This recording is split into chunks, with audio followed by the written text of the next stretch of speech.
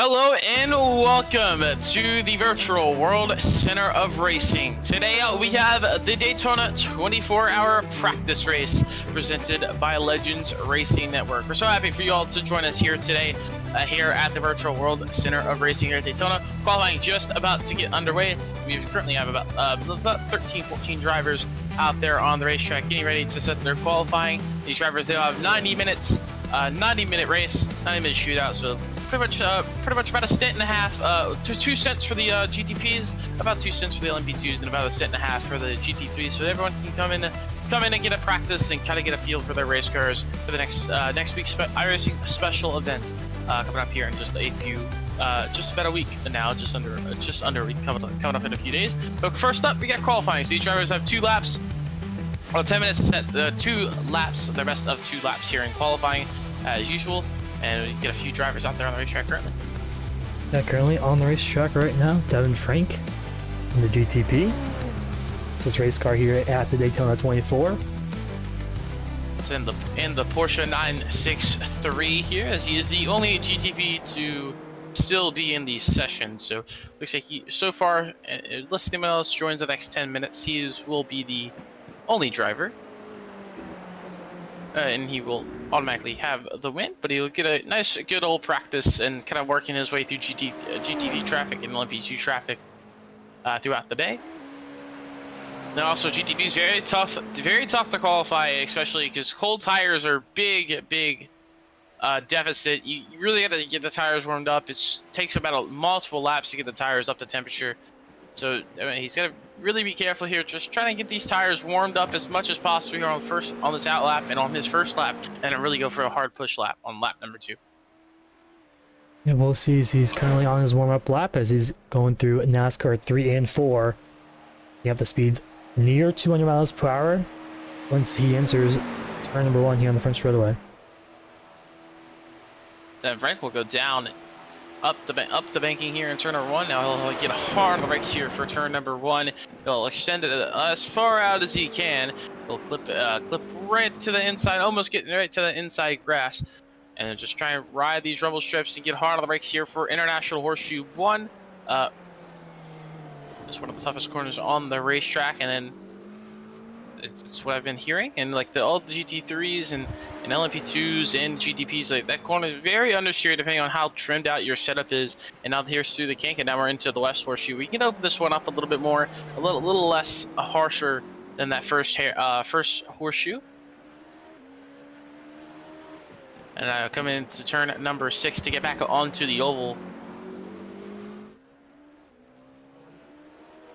And I get back up on the high banks of the Daytona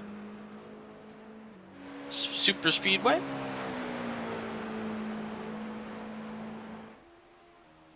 Now this is a new update for this year, and it changed the last year in real life, but just new for the sim this year. This bus stop, no more grass down here anymore, so you got these rumble strips and curbs, turtle curves down there. It's very tough to hit those right. You really can't take those much at all. Especially the GTPs and LMP2s and the prototypes, you just can't take them much at all. It really upsets the race car. GT3s, you can do it a little bit of curbs, and it's okay. But you really got to be careful not to get any off tracks or hit them wrong, and then you'll end up going spinning. But Devin Frank, you'll complete lap number 1 with a 1:34.110, and that will be, I mean, it will be a pole lap no matter what. As it looks like we do have one more GTP joining. It will be Ali Reeves joining here in a second, but I don't know if he'll have enough time to get in and set a lap. But Brady Floyd, the first GT4 to complete a lap with a 1:48.680, the BMW M4.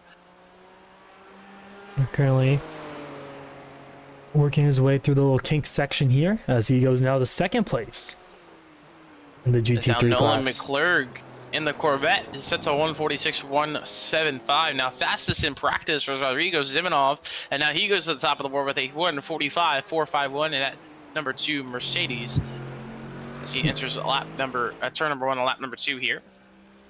Yeah, qualifying conditions are going to be very tough here with low fuel, a lot higher speeds usually entering the corners with this low fuel that most of these drivers are running. The only being 2 laps here in qualifying, so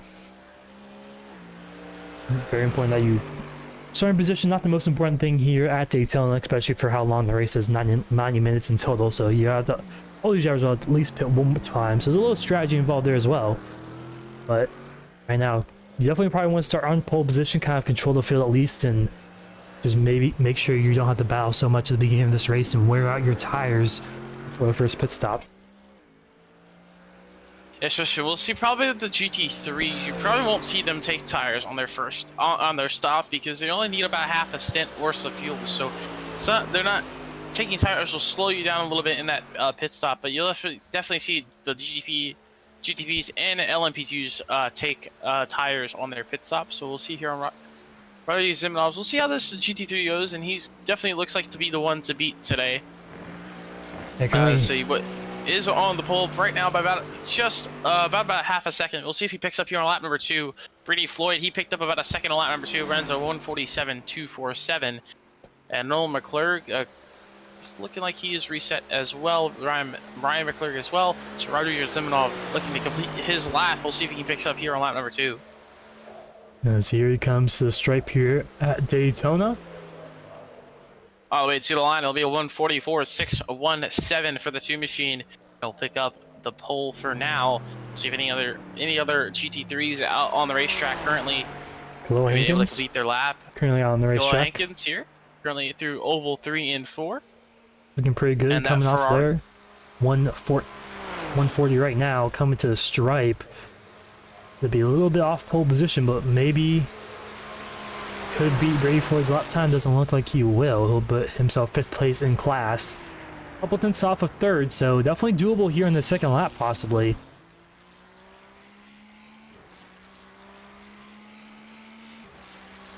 He still has plenty of time here on the 2nd lap.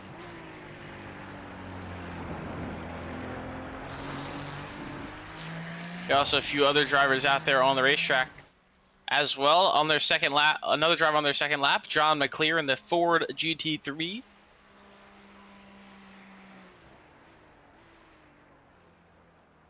Just not too far in front of Kaloa Hankins here on his lap. Right there in the, I believe it's BMW there. Yeah, That's a Mustang Ford, onto the yeah. high banks. Onto the high banks of Daytona. We'll see if he can pick up here on lap number on his 2nd lap. He had an invalid 1st lap. Yes, first lap did We'll not see count. how he does here in the bus stop. Now, bus stop very crucial to not get any X's. You can't have 4 tires over the white line in the bus stop, which it looks like he looks good through there. Yeah, it looks like a really good bus stop. A decent bus stop there for John McClear. We'll see through turn number 3 and 4. We'll see if he's got enough pace to the line.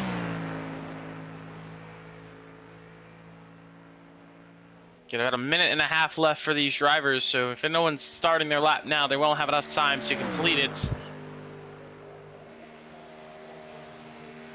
So John McClear to the line. It will be a 1:47.098. They'll put him into P3 in the GT3 class.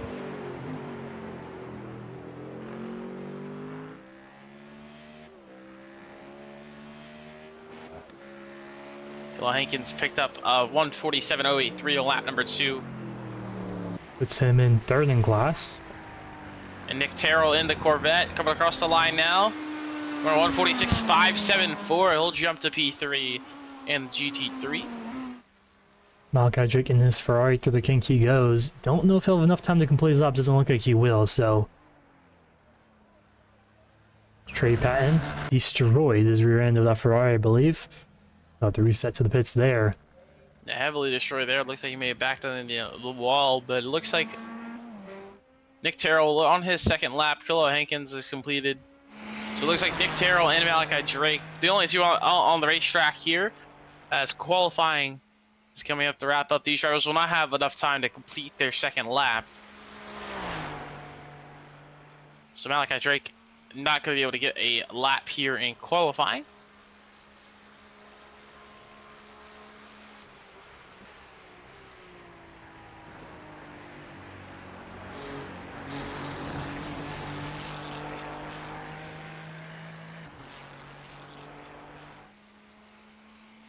Malachi Drake with just 5 seconds left remaining. Gonna run out of time here for about a minute, with about 10 seconds left in the lap. And that will wrap up qualifying here at Daytona for the Daytona 24-hour practice race. Devin Rink will take the pole in GTP. It'll be Adrian Fernandez taking the pole in LMP2, and Rodrigo Ziminov taking the pole in GT3. Those three will lead the field. Lead the field for their classes.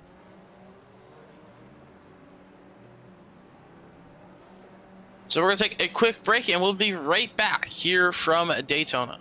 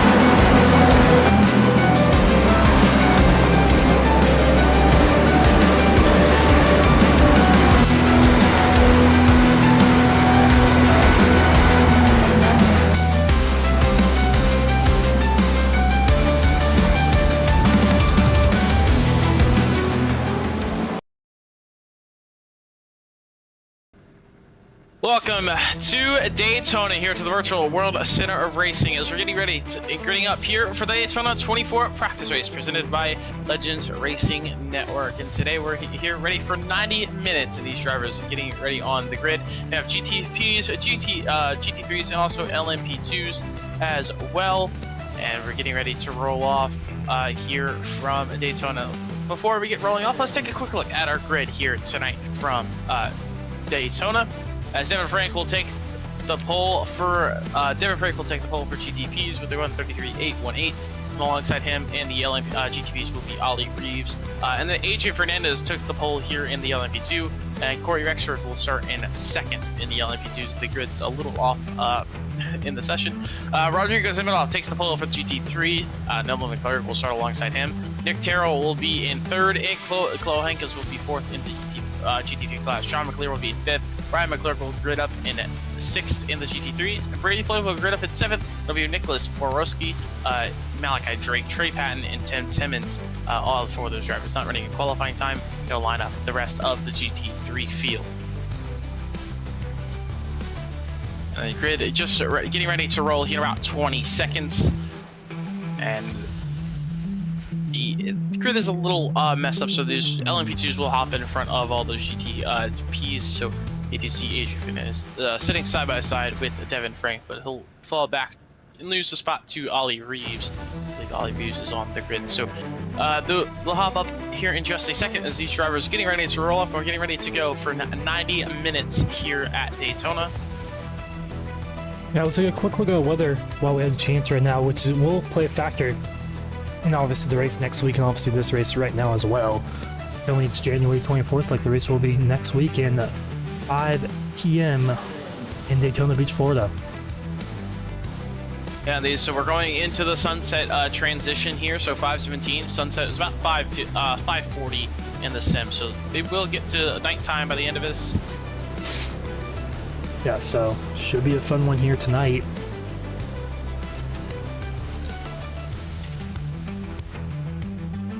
So there's obviously the LMP2s, GTPs, GT3s are going to split up a little bit here, give a little bit of a gap to each other. As typically, pace car will line up on the back straightaway like usual, like we see right now. So about to go green this time by. Should be a fun one as they barrel down into turn number 1, led by Devin Frank. It'll be Devin Frank and Ali Reeves in the GTPs, and it'll be Adrian Fernandez and Corey Rexford in the LMP2s to lead the prototypes to green, and then it'll be Rodrigo Ziminov and Lola McClurg leading the GT3s in just a few seconds. The iRacing pace car will take the hard left turn on to pit road, and we're green. We're underway for 90 minutes here at Daytona.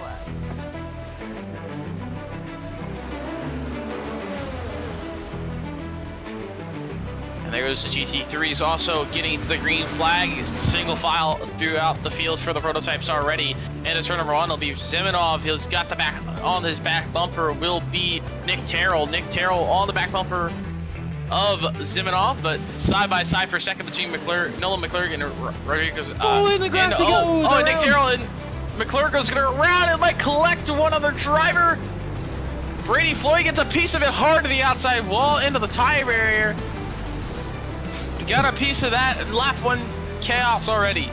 Yeah, nowhere for him to go. We'll take a quick replay lap in there. Looks like just clipped the grass on the exit of the S's, and Brady Floyd had to avoid through the grass, not able to slow down, and hard licking the barriers there in the Rolex corner. Rolex signage, but they both continue to keep going. We'll see how bad Brady Floyd's damage is. He does not have a fast repair, so might be a rough start to his race here tonight. Yeah, dude, they do have fast repairs in this race. So they do have fast repairs. So everyone does have the opportunity to still get that practice in, even if they do get involved in lap 1 incident. So they'll be able to come down and hit. Another wreck there. That might be Ollie Reeves there. I believe second place. It's Ollie Reeves. Ollie Reeves goes around the bus stop, and Cole Tires might be claiming victim there. Not sure if you hit the outside wall. Curb at a bad point as well. Replay look here. Probably just clipped the inside curve. Yeah, right there. Shot his car a little sideways. And too much curb. Yeah, it's a new thing for this year's 24 Hours of Daytona. Obviously, without the grass area with NASCAR removing it. As battle here for second place in the GT3 class. Down the clear. The outside. He'll clear for second after lap number 1. John McClear take the second place spot away. He's going to try and go chase down Rodrigo Ziminov, as we'll see how it is throughout the longer run. Oh, but it looks like Terrell looked like he almost opened into the inside of McClear there, trying to get the nose to the inside off the turn number 1. Oh, but McClear very loose out of the S's. So they have to get hard on the brakes, go defensive into the International Horseshoe, but it looks a little understeery out on the racetrack. Also, the GT3 is also getting a little bit of cold tires as well. The tire's not fully up to temperature. So McClear in the Ford looks like to be struggling just a little bit with that. But he's holding on, he's going defensive. Now he's going to open up the inside a little bit to try to get the run off the West Horseshoe here, and he will. Good solid run for McClear there, and he'll try and dash away for second. Zal Reeves gets around Adrian Fernandez there as he spins out on the back bus stop and moves himself back up to second place overall, but second place in his class still. And Ali Reeves, one of the only two GTPs in LMP2s in this race, and rest of the field GT3s. So it was pretty the GT3s pretty close together still. Oh, John McClear looks like he's gonna miss the bus stop. He's gonna cut the bus stop, so he's gonna have to slow down for John McClear. He's got to go really high here in turn 3 and 4. Have to serve that penalty. Well, that might allow Nick Terrell to take that spot. Kaloa Hankins in, Nicholas Borowski, maybe, depending on how quickly that slowdown gets served. So Terrell will sneak on by to the bottom. And now with Hankins in, Borowski with the draft as well. Huge runs for them as well. They might have an opportunity to maybe make a move on Nick Terrell here in turn number 1. Hankins will go high, Borowski will go to the inside. They're going to be side by side in that position into turn number 1. Hankins will go a little bit wide and he'll give that spot up to Borowski. But now McClear also sneaks through as well. Hankins a little bit off in the grass there at the S's. What a great battle here for this is for the top 3 spot in the class. About 4 cars under a blanket, 5 cars under a blanket pretty much. 2nd through 6th with Malachi Drake kind of in the rear of this pack currently. GT3 is always fun, a good race here, usually here at Daytona. Such a fun class to watch, especially in the real life event as well. Yeah, it's definitely GT3 is a definitely awesome class to watch here. Also the most popular class throughout the Daytona 24 year in and year out.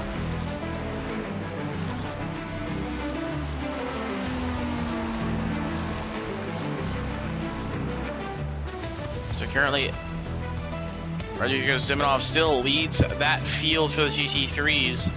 Is Nick Terrell in second, as he's got Nicholas Borowski hunting him down a little bit. Has the drop on the back straightaway. Looks like if you get a good bus stop exit here, might be able to chase him down. Maybe make a move in the turn number 1. Borowski in the Ferrari did not get a qualifying time in, so looking like he's got good pace. Even though he didn't get the qualifying, had to work his way a little bit through traffic. We have the draft down the straightaway here on Nick Terrell. It's looking like he might go high, but it looks like he can go through the bump draft and try and close the gap a little bit to the race leader. Yeah, got to work together here possibly as well. Daytona, a very drafty racetrack, obviously, just like it is in the NASCAR. Daytona 500, Coke 400, Pepsi 400, whatever. Very draft heavy on the oval, but in the infield, if you're a little bit quicker than someone, you probably want to get around them just so they can tow them around. We'll see. They're about 3 seconds back from our race leader here in the GT3 class. It'll be a tall order to try to work together. You just have to be faster than them in the infield. That's really where you make up most, if not all, your time, pretty much.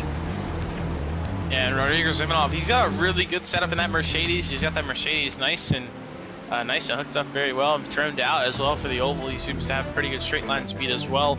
And the Mercedes, it also has a pretty good straight line speed to begin with. Oh, Nick Terrell looks like a little wide off of turn 6. That might allow Borowski to get there, but Borowski, he's been looking pretty strong. He had to work his way up through the pack. He had a really good runs on Nick Terrell that last lap. Looked like he lost a little bit of time in the infield. It looks like, so I believe also Borowski, also one of those setups that heavily trimmed out on the oval, trying to get every ounce of speed out of it on the big oval of this racetrack. As Ollie Reeves just set the fast lap time of the race, so he's currently in second place. He spun out on lap 1. There's one driver cutting the course there. Might be John McClear. Looks like it is. He cut the bus stop pretty big. Oh, he's gonna merge. That's a little loose there. We got to slow down. Slow down pretty here soon. Yeah, we'll have the slowdown penalty, so about a second penalty there, and now Borowski, he'll actually sneak on through. He'll sneak through Nick Terrell. He'll take that second place. I think Nick Terrell may just kind of let him by. Didn't really put up too much of a fight. He kind of knows that they have to work together to try to catch up to our race leader right now. Now you see this happening in the GT3s, but if you did race the our Racing did race the iRacing World Before the 24 this past weekend, throughout the past couple of days, it is also in the LMP3s, GT4s, in TCRs. We see a lot of this. Those are heavily draft dependent cars, mainly the TCR and GT4. Drafting can be a big factor, and you gotta make sure to just try and trim out a little bit from the oval, and just try and stay close to the infield so you can have a lot of draft on the exit, on the rest of the oval, and you try and stay in the fight. And you don't want to battle either, because if you battle, you just will lose the draft to the leaders, and that's gonna hurt you big time. And that's what we're kind of seeing a little bit here in the GT3s, but usually it spreads out in the GT3s after a little while. We're already starting to see that a little bit here. That's just back. John McClear already making a lot of mistakes. He's falling back behind Koloa Hankins, but they're also both of them behind Malachi Drake as well. Right there, sitting in that fourth place position in class. Yeah, there's a lap traffic already here for the GTPs of Devin Frank. Trey Patton has a little bit of front end damage there on his machine. He's going a little wide there in the second horseshoe. Devin Frank catching lap traffic already. Just like in real life Daytona 24 and also the iRacing 24. Traffic probably maybe even the most important thing to deal with here in the endurance races. Yeah, Devin Frank, he's going to have his fair share of traffic to deal with here. He's have to work through a lot of GT3s, same with Adrian Fernandez, Corey Extra, and the LMP2s, and Ollie Reeves as well. Ollie Reeves, though, as he didn't mention the other lap, he did get the fastest lap, but Devin Frank was able to take that back from him, so he's now opened up that gap a little bit more. Very similar speeds right now currently, not too far off, and be a 10th here, one driver a little 10th faster each every lap, kind of swapping. So pretty interesting there. I mean, these drivers, I think if Ollie Reeves didn't spin on lap number 1, this could have been a really competitive race in this GTP class, even with there only being 2 drivers. Still plenty of time for Ollie Reeves to catch up. So still an hour and 20 minutes to go. And also, it could if Devin Frank maybe catches a GT3 in the bus stop, that could cost him multiple seconds in the bus stop. So that just get a couple too many of those, that could really slow you down, and that could really be detrimental in trying to catch up. And Ollie Reeves, though, he just take a good chunk out of the lead there. He's down to 9.3 seconds, so he ended up 7/10 that last lap by. Yeah, very good lap for Ollie Reeves there. Sid Frank may have made a mistake somewhere. Also, like you mentioned, he is catching lap traffic here. Already 7 laps in this race, catching lap traffic. I mean, it's going to be very important to see what can go on here. If you can get through this traffic cleanly the first time, because usually the first time you catch the GT3s at least, they're very bunched up, kind of how they are right now, very bunched up, and it's a lot harder to pass them, especially if you catch them at a bad spot like the bus stop, for example. Probably the worst place to catch a GT3 at Daytona is right before the bus stop. You have nowhere to go really at all, and you just gotta kind of follow the line. It moves easily 2 seconds, just like that, in an instant. So this race is definitely not over, but Ollie Reeves, kind of impressive early on. Didn't get any practice in the practice before this or the qualifying session as well. They've got a little practice during the warm-up, but still very impressive. He's able to run the same lap times pretty much as Devin Frank, if not quicker, at some laps as well. It looks like those two seem to be training a little bit of lap times right now, and we'll see if one of them gets on a kind of a consistency streak, and maybe Ollie is a little bit quicker for maybe a string of 5 laps. Oh! Koloa Hankins around all the way through the grass. You go all the way to the other side of the racetrack. Go back through the grass. Not sure if he clipped the grass on the entry to the kinker, maybe made contact, but we'll take a quick replay of that one. Yeah, just clip the curb. The curb a little bit. Wow. And that curb will upset the race car. Big time. It spins it around. And you have no grip. I mean, he was trying to lock it down as much as he can in the grass, but you have you can't really do much in the grass once you're in there, even if you're trying to lock it out or gas it up even. Luckily for him, he didn't hit the other anyone. cars are on the other side of the racetrack there as he slid all the way through. Yeah, as now he's getting laps. I believe that is from Ollie Reeves right there, that 15 machine. Once again, he just set the fast lap of the race last time by, but he was only a 10th quicker than Devin Frank. Yeah, Ollie Reeves on the move right now. He's back to about 9.1 seconds is the gap. 30 minutes. Those GTPs, I believe, they were the closest on making on fuel. They could be a little bit of fuel mileage to make it a one stop. We'll have to see if that happens. We'll see when those two drivers make their pit stops, but everyone else will have a well, the LMPs will have a 2-stop guaranteed, and the GTPs will only need 1 stop here. But here coming to the line, you got Nick Terrell on the back bumper, Borowski for second, trying to push each other forward. Yeah, they're still trying to catch our race leader, but he's 5 seconds ahead right now, and gaining just a little by little. I think Borowski may have had a slowdown there. Kind of late serving it, so his last lap was invalid, so I think he was slow on the serve, but still kind of slowing down as well. So I believe he had a slowdown, so he missed the bus stop, and it was an invalid lap there. But also John McClear also was able to get by Malachi Drake at the line that last time by. You have a battle here, as you just saw, the battle with Brady Floyd there. He just got by that Ferrari of Trey Patton. Yeah, Patton has a little front end damage, probably slowing them down big time. A very important aero racetrack like Daytona is. You just can't have any aero damage or significant aero damage at all on the front end, especially the GT3. I think is pretty much a brick on there on the racetrack sometimes aerodynamically, but not anything damaging your front end.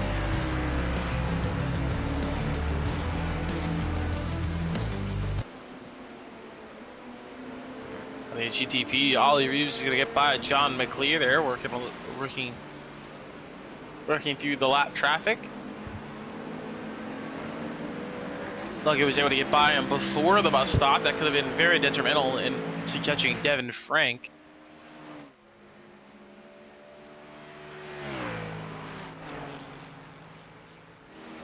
LMP2 battle, still about 5 seconds is the gap. Corey Rexford shows a little bit more pace than Adrian Fernandez to start the run a little bit, but Fernandez started to find his footing a little bit. He started to open up the gap a little bit. He then had to work a little bit through traffic there, had to get by Brady Floyd there off the exit of the road course onto the oval. So far, Adrian Fernandez leading the LMP2 field.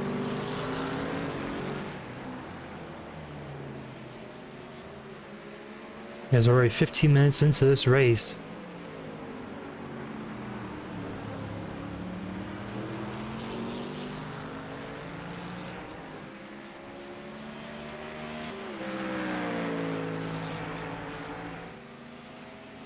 This minutes into this one, I start to see some gaps start to open up for some of these drivers in these classes. But Malachi Drake, John McClear still pretty close on the racetrack. Borowski, he's trying to catch back up to Nick Terrell as he's trying to get back up to second as they're trying to catch Rodrigo Zimanov. Zimanov currently off the oval, turn number 2, and Nick Terrell now off the oval, turn number 2. So a little bit farther back, about 5 seconds back is the gap.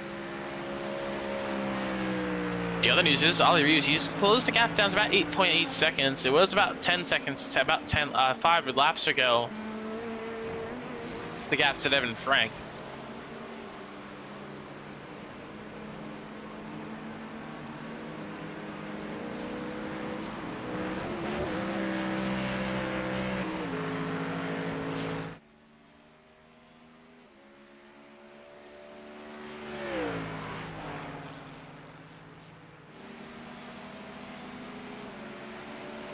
Yeah, right now I think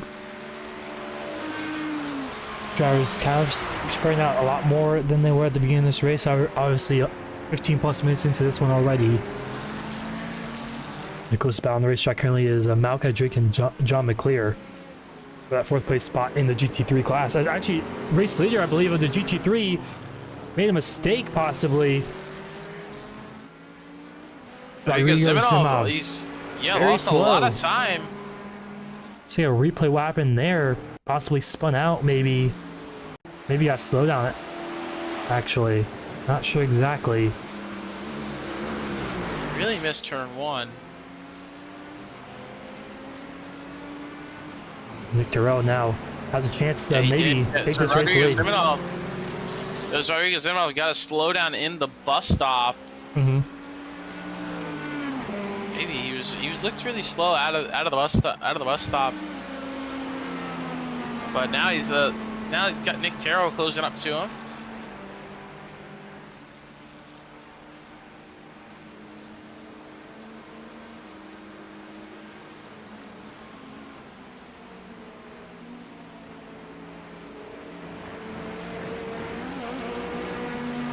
Terrell, does he have a good exit enough here?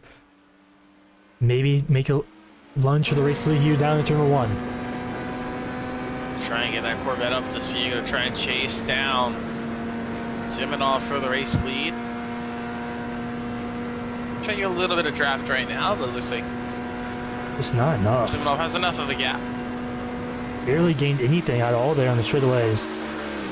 Zimonov's car is really trimmed down for these straightaways, it seems like. Maybe even pulled away there, actually. He was just a little bit, but that Mercedes also has a little bit better straight line speed. Now this race does have a VOP in effect, so balance of performance, but for the GTPs and GT3s. So each manufacturer, each chassis is a little bit different, has its own strengths and weaknesses, and it's balanced out a little bit.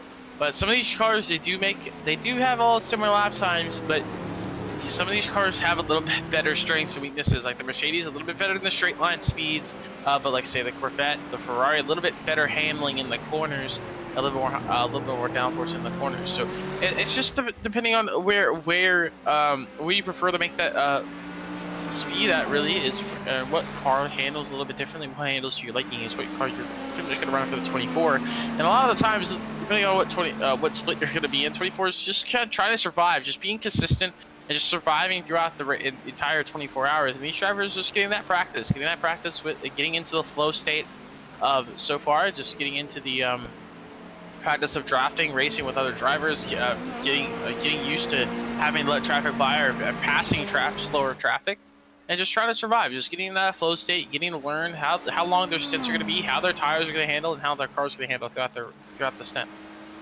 Yeah, this is a perfect just place to do that right now. I mean, you don't have too much to lose in this race, obviously, but I mean, it's just a perfect place to learn and know what your strengths and weaknesses of your race car as well. Maybe where you can maybe fine tune, maybe a team, maybe drive a little quicker in some places that you didn't really think of, and what you could do to your setup a week before the race even happens. So sometimes just practicing by yourself doesn't do much.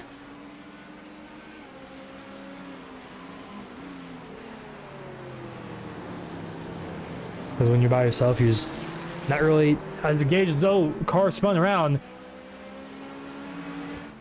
That's Borowski in the third place spot, goes around off the international horseshoe. He maybe just got loose there, I think. Like trying to get the power down a little bit too early.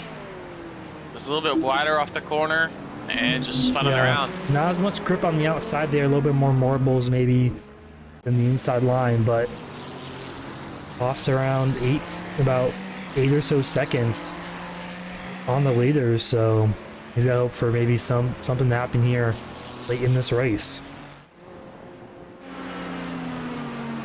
Nick Terrell's still there, drafting up Zimonov.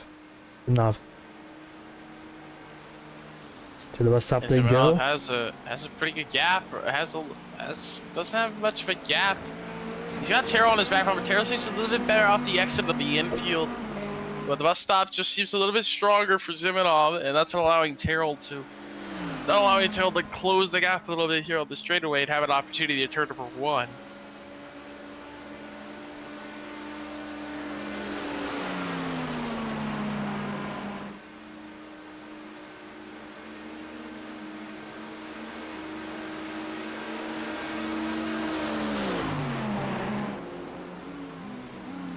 Zimonov a little bit better in that Mercedes on the oval, but Nick Terrell though is looking strong throughout the infield.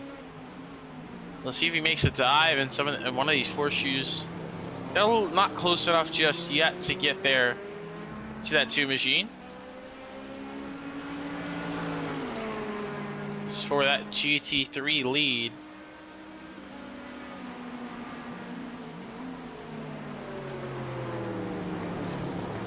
As drivers, everyone will still have to make one pit stop in this race, so pit stops will also be a big factor. Who can get on and off pit road the best, who can get in and out of their box the best, and also any strategy here with the GT3s, especially in this race.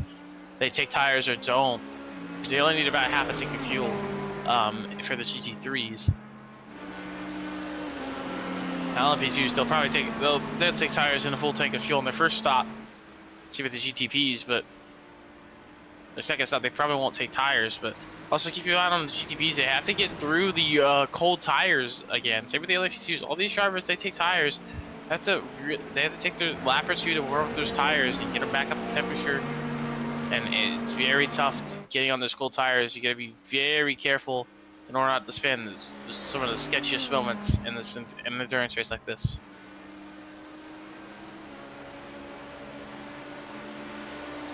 Yeah, especially not in this race, but when you first get in the race car, when you driver swap, maybe your second, third driver in, you know, you haven't maybe practiced a little bit and just kind of have a surreal moment, kind of the first time in the car in the first Daytona 24 of the season or whatnot of the year. Oh, we got a car spinning on the infield. I think that is Trey Patton. Yeah, it looks like it is.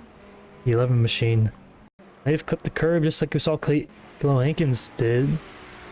We'll quick replay that one. But like I was saying, now the first time you get in the car, it's kind of new tires, new everything, full tank of fuel. Kind of surreal moment, especially if you're only doing one race. I guess me and you were doing multiple, but you know, your first one, you get in the car first time, just kind of a surreal moment. You know, it's just a once a year thing. You don't have another shot at it, so you gotta make sure you can do everything you can and pretty much not wreck with cold tires. I mean, that happened so many times in so many teams I've been on, so it's kind of a surreal moment. Kind of like you mentioned right there's new tires and new everything. Just that makes you take care of what you have and make it last.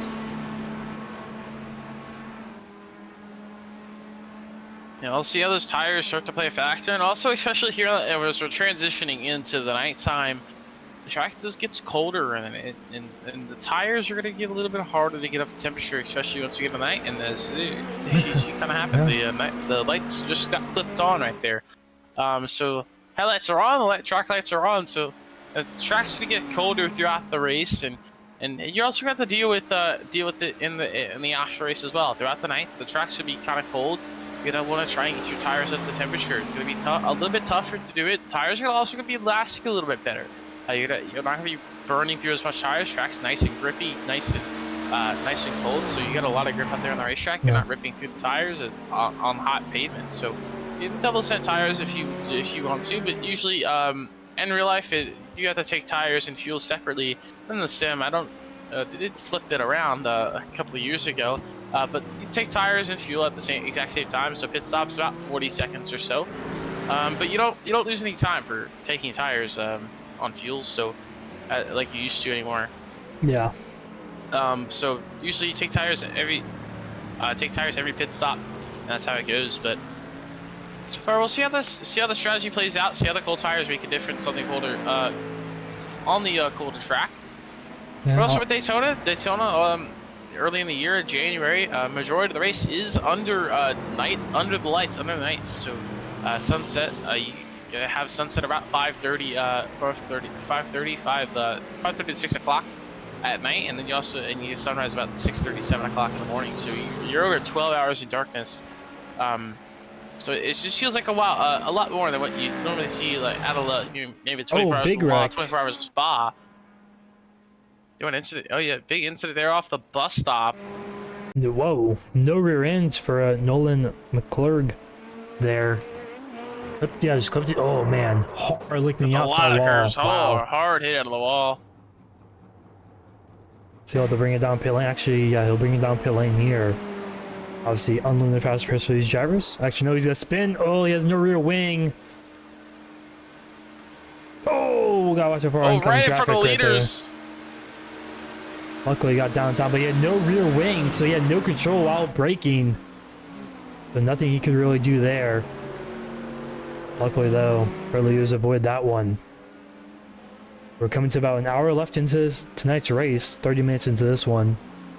So far, pretty calm, I would say. Nothing too crazy has happened. Obviously, that was probably the craziest wreck we've seen all night long. But few drivers out of the race, Trey Patton, Khalil Hankins, Brady Floyd, have involved in similar incidents, clipping the curb or whatnot. Spinning through Gus is Ollie Reeves is closing the gap down on Devin Frank. Gap down to 7.3 seconds. Reeves might be a little bit better on these older tires. Looks like Devin Frank could be struggling, maybe not getting through traffic as much as he likes, as easily as he likes there, as he's down now to under 8 seconds here as Ollie Reeves closing that gap. Yeah, Reeves closing the gap, and really, like you said kind of earlier, a little bit ago, he did spin early on in the lap number 1, lap number 2, and ever since then they've been really even pace. So really be interesting to see if Reeves can be able to close the gap on pit stops and pit strategy to Devin Frank. If he can really make a big gain here, and he also could try and double stint the tires. I don't know how long the tires will last, if they maybe last a double stint. And now this is a newer tire compound as well. Yeah. This is new for the 2026 season. So it's really alien-like tread. It looks like on those GTB tires. So everyone's also getting used to that. They just came out with that about a week ago. So everyone's getting used to the new tire as well. So you could we could see maybe Ollie try and double set the tire and try not to deal with aggressive move. Try not to deal with cold tires. That would be a little aggressive move there on Vorowski there. He gets by, but he gets the fastest lap. Big time. 1:33.887 for Ollie Reeves. So yeah, low fuel definitely gonna make you a little bit quicker, especially some draft from the GT3. And I don't believe, I think it was a couple updates ago, I don't think you cannot change the hybrid system, I believe. I think it's just set to balance always. So it used to be you can change it to aggressive, conservative, and balance, but I think it's always default set up to balance now here in the GTPs. So Reeves is just closing the gap down naturally, using maybe a little bit of draft from the lap traffic, and also he just seems like a really good on this low fuel. Yeah, he was really hooked up through some of these corners, really nice and flowy through the corners, nice and gripped, and looked like he's got a really good control over that race car right now. We go on board in that Porsche 963 GTP. As you mentioned, the hybrid system, yeah. Now iRacing did update over the past year. That did update that, so now you can't change the battery. Is realistic that way? It used to be kind of like the F1 car. You kind of have an overtake. You have to change it to an attack mode, build or balanced, and that was unrealistic because really with this car it's kind of a battery along with the engine, a battery powered along with the engine. So you get that hybrid boost, but if that hybrid battery also goes out, it's pretty much just running out of fuel. So you need the car needs both the battery to really keep running, keep all the systems running, and then the engine to get that little extra power throughout the corners as well. So it's the hybrid race car. And you don't really change it and hit the overtake button like you would in an F1 car or LMP1 as you used to. Feel pretty spread out here, especially in the LMP2 field. Biggest gap right now being Adrian Fernandez and Corey Rexford. Yeah, those two have also been similar pace as well. So last few laps, it's been a little. I think it's been a slight advantage to Corey Rex for the past couple of laps. Actually, no, Fernandez. They've been trading laps, kind of like Ollie Reeves and Devin Frank, like they are for the GTP lead. But the LP2s, really enough, as you mentioned, kind of low fuel for Ollie Reeves. The LP2s are probably the most beneficial on lower fuel.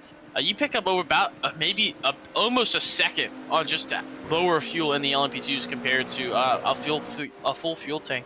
So we'll start to see those LMP2s really start to pick up a lot of speed here, like as we get in the last few laps of this run. It's actually, I believe they only got about 3 or 4 more laps for these LMP2 cars before they come down pit road.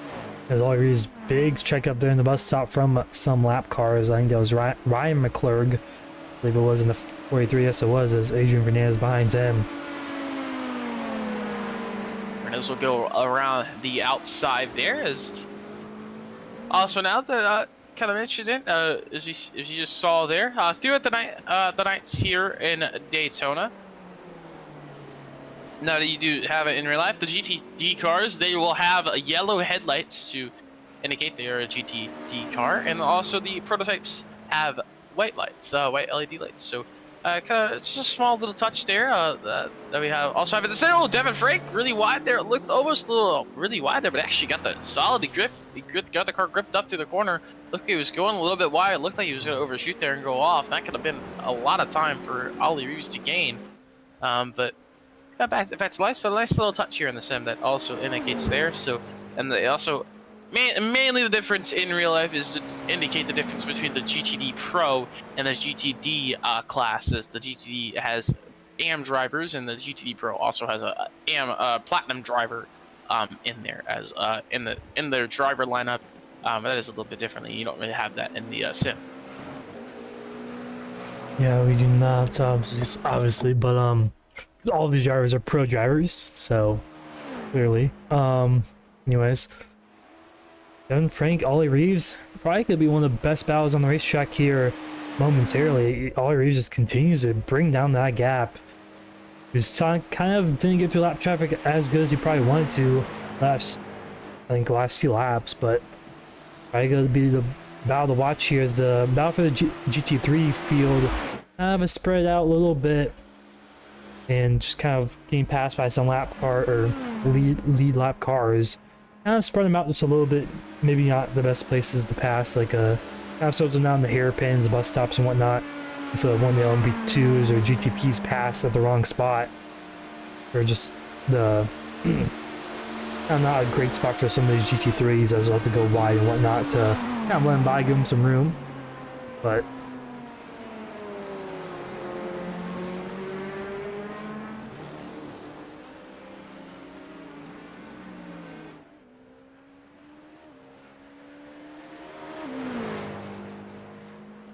should have around 57, 58 laps in total for tonight's race out of the 90 minutes,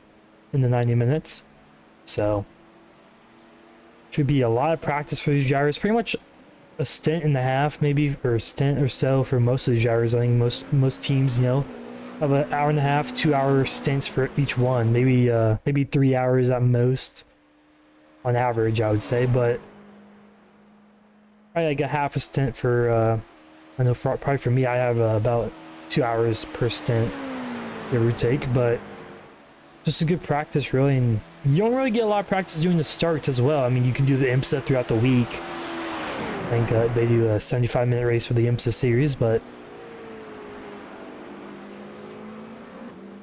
You mentioned it just 10 times, yeah, about an hour and a half, 2 hours, depending on how your stint schedules are and when your other drivers are able to hop in and out of the car. But as you mentioned, you tell that you have some double stints. Unfortunately for me, on one of my teams, I got 2 quad stints, so putting 11 hours in one of my GT3 cars. So, and also, if anyone doesn't know that anyone is watching, you can, and I am running all 4 time slots of the Daytona 24 this coming up this weekend. So, you know, it's definitely a fun challenge. And for tonight, we're in the booth tonight, getting watching everybody practice. You know, putting on the broadcast here on LRN here tonight. So happy if you're able to join us here tonight. But we'll see me in the car next weekend. Yeah. In every single class as well. It'll be a BMW GT3, a Ford GT3, the LMP2, and a GTP as well. As pit stop here for the GT3 class. Interesting here. Early pit stop, not sure. Tires up. Interesting call. So next is Borowski. So pit stop window is open. So they have about a 56, 57 minute stint for the GT3. So Borowski, I think, just taking his undercut stop early. So he's just going to take his pit stop early here. But it's an interesting call. Usually it is better, as we mentioned, kind of with lower fuel, especially in GT4 and LMP2. It's better to stay on the lower fuel as possible because you're lighter on the straightaways. You're picking up more speed. You don't have enough fuel. You have fuel in the car weighing you down on the straightaways anymore. So we'll see how that works out. But he did take tires. He's got to warm up those tires here, especially on the cooler tracks. But he'll have about a full stint left to go coming out of pit road here. But Yeah, so but he will be good. So he will not have to make another stop in that GT3 car.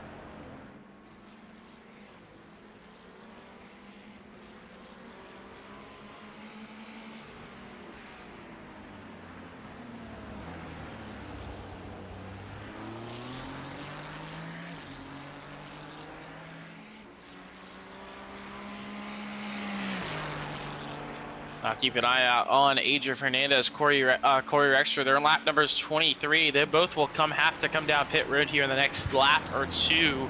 I don't know if anyone. I don't think they could maybe stretch it to one more lap, but I think their time's about to run out. They're just about 40 minutes into this race here. The 23 laps is their expected fuel number. So we'll see if any of them can get one extra lap. But Adrian Fernandez is a little bit further ahead. A bit further ahead as he's getting out on the oval now. Corey Rexford a little bit through the last horseshoe, so he's at about a 10-second gap over Corey Rexford, maybe a little bit more. But we'll see those pit stops. The LMP2 is coming up here soon. You kind of see how LMP2 pit stop happens as well. Getting on and off of pit road, definitely a struggle. Definitely a tough skill. Yeah. Especially with those cold tires coming off pit exit, as we saw with Nicholas Borowski getting off in the GT3. That get very slippy on those tires. And Ali Reeves, fastest lap again, 1:33.856. He's actually, meanwhile, while we've been all watching everything else on the racetrack, kind of locking up, chatting for the past 10 minutes or so, Ali Reeves has brought that gap down to about 6.3 seconds for the GTP lead. And Adrian Fernandez, he'll come in for the pit stop for the LMP2 class. Yeah, but as you mentioned, I think it's probably one of the easiest pit roads to get onto in all of the special events that we do in this year, pretty much. I can't really think of an easier one. I mean, yeah, probably Daytona is the easiest one to get on, but probably one of the trickiest ones to get off of. But they made it a lot easier with the pit road limiter to extend it a little bit. It used to be, as soon as you exit pit lane, you can go as fast as you can. And a lot of people hit the outside wall, I guess, in this case, in the turn one, exiting on the access road. But so both our LMP2s making their first stop of the night as they're getting ready. So they're both taking 4 tires and taking full fuel. So the Adrian Fernandez will get out quickly, but as you'll mention here, so as you just mentioned, the pit limiter line, as it used to be here in iRacing, right there, you get off the pit limiter, you come out, go full speed here right on this apron, and it'd be tough. Yeah. You gotta get hard on the brakes to make this corner. On cold tires, hit that yeah. wall, especially on that cold tires, and then but now the pit exit is where it should be, where it is in your life. But it also is a little bit tougher right through those couple curves there, right through those S's. Just show cold tires, you can't floor it out of there. You got to be a little bit careful, especially on those cold tires. Especially in the GT3s and GT3s, a little bit easier in the LMP2s, but you still got to be a little bit careful right when you get off the limiter here. It does want to slip a lot right through there, because especially kind of concrete there, and yeah, you know, not many people are running through. Rubber's not getting laid down through there, so you just kind of fresh pavement, concrete. So you don't have any rubber laid down to kind of get some extra grip there as well. And then you also, as well, gotta watch out for traffic on the outside, especially in the road race when you have probably around 40-50 cars in the race. I mean, oh, there's a car spinning right behind them. Oh, that's the Corvette. Looks like Nolan McClure goes around off the westward. That's not Nolan McClure. Yeah, it is. Yeah. Nolan McClure. There's Nolan McClure. There's I was looking at Ryan McClure there. Yeah, it looks like he just got loose there behind Corey Rexford. Like I was mentioning, you just gotta watch out for traffic as well, because in the real race, you know, racing, you have 40-50 drivers in this racetrack. I mean, even with the 14 drivers in total we have right now, or currently we have 10 on the racetrack, it's still pretty packed with 10 drivers. There's constantly lap traffic all over the place, all over the racetrack, all spread out. So getting on and off pit road definitely gonna be crucial. Probably getting on pit road, the easiest pit road to get onto. Getting off, definitely challenging. Here comes Ollie Reeves on pit lane. Yeah, I was about to mention that GTP pit stop's number 1, so it looks like they're gonna have to make a 2-stop for the GTPs, at least for Ollie Reeves. See if Devin Frank, if maybe he was saving a little bit of fuel, maybe try to make this a 1-stop. Definitely. We'll see how that's. strategy plays out. Definitely, maybe doable. I mean, all he has to do is get around the 45-minute mark. Definitely has a chance, as Nicholas Burst. They're also gonna worry about that extra lap as well, because if True, he gets yeah. if Has the he gets an leader, extra yeah. lap, because it comes around and maybe gets the because you get the white flag, he's coming around to the line with about 5 seconds left. He's gonna get that extra lap on the clock, so that's gonna be about an extra minute and a half that you need of fuel. Charlie Reeves on the cold tires here. Let's just watch how sketchy this will be on the cold tires. Especially kind of the onboard. If you listen to the onboard here, gotta see how ginger he's gonna be on this throttle. Get out, look, short shifting, just being very careful getting up to speed. The cold tires very sketchy in this GTP car. We already saw him lap 1 of the start spin out in the bus stop, so he's got to make sure he doesn't make any mistakes here. The mistake here probably would be that'll pretty much have his chances of a race win. As there it is, right there, goes wide. He keeps it on the track. Still sideways, but he keeps it going. As Devin Frank down pit road. Yeah, Devin Frank is down pit road now. We'll see where he stacks up here with Ollie Reeves. So it looks like it's gonna be 2-stop races. Also, GT3's coming down pit lane. That's Nick Terrell in second down pit lane. Terrell down pit road as Rodrigo Ziminov. You stay out on the racetrack in that Mercedes. You can go probably about these other GT3s who have not pit yet. They can probably go about another 10 more minutes or so. Probably about 8 more laps. 6 to 8 more laps for the GT3s. Oh, Ryan McClurg spun off the kink. One GT3 going around there. As we're still on board with Ollie Reeves as he's coming around the oval, getting ready, trying to catch Devin Frank. Is Devin Frank rolling out of pit road now? And now Ollie Reeves is gonna seem a little bit further back, but he's gonna have a lap warmer tires, so he's gonna lose a little bit of time compared to his in lap. But Devin Frank also has to get through this very crucial out lap of the cold tires here. So Devin Frank's gonna have to struggle. Time looks like. Yeah, it looks like Ollie Reeves gained a little bit of time there. Yeah. And he's also gonna have a lap. His tires are gonna have an extra lap warmed up for him there. So it looks like these drivers, they might have to make one more splash. They need about just a little bit of fuel, maybe about a gallon. It's gonna be tight for Devin Frank as he came off pit road. Just 46 minutes left.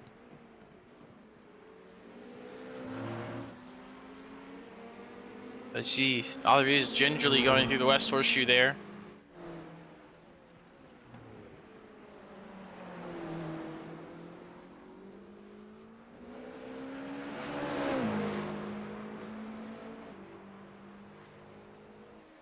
But we'll see if Ollie Reeves, he's got one lap tires advantage, really. Well, I guess disadvantage, really. But he's got the tires warmed up a little bit right now.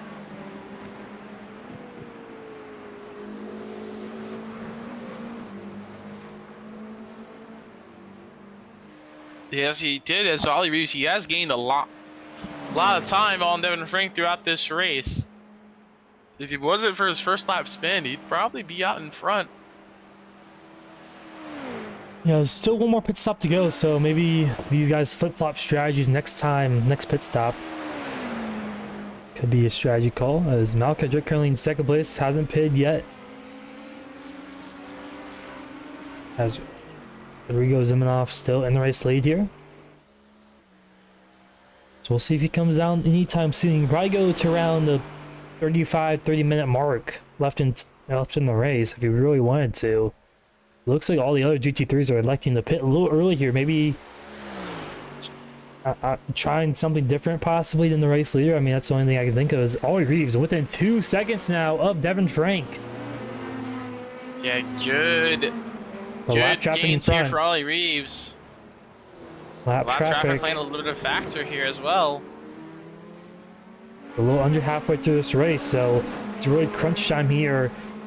Probably the 45 to 15-minute window. I worry for Ollie Reeves here. We might not get to Malachi Drake on the bus stop. It's gonna be a little close. Looks like Drake might be slowing down, giving him some room here.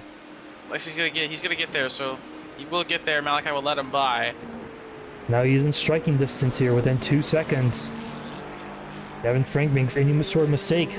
Ollie Reeves is there to strike. And these guys will put on a really good fight here for the GTP win.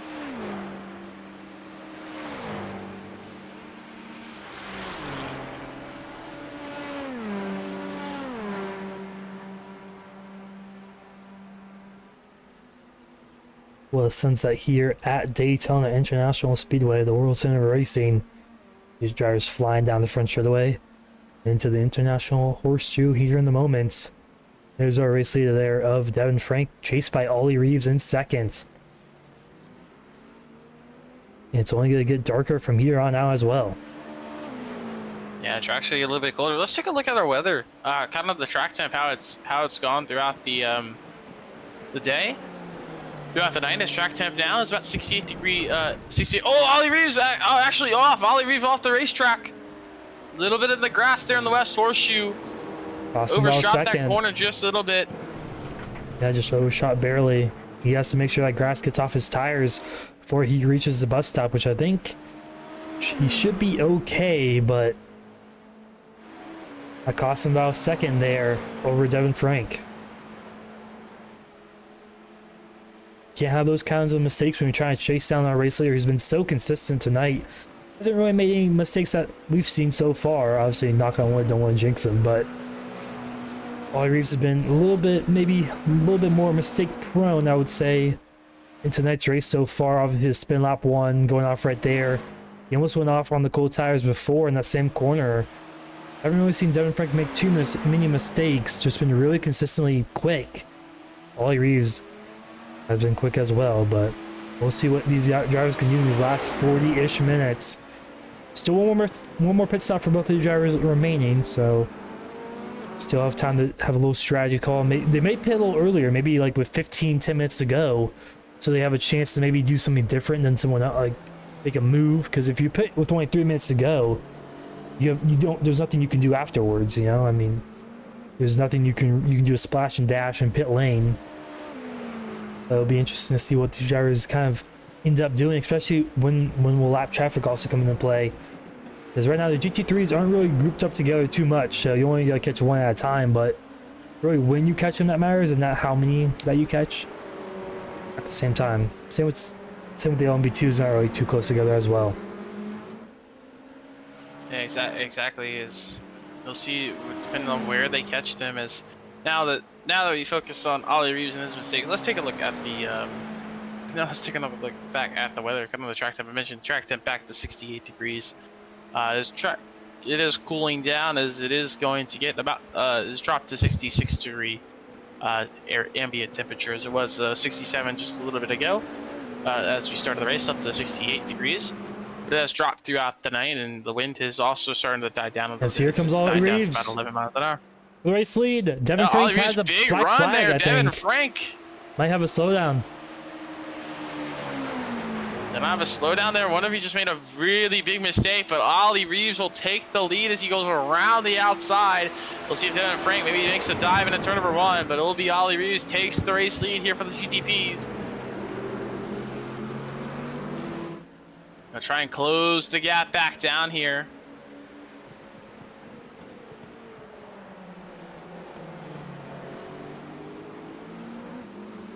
He's still on his back bumper there. There's a rear diffuser, I should say.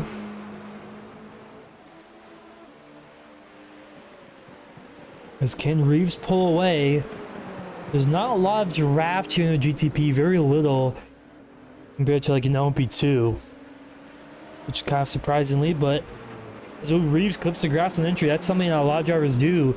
Luckily, he didn't go around there on the entry to the oval.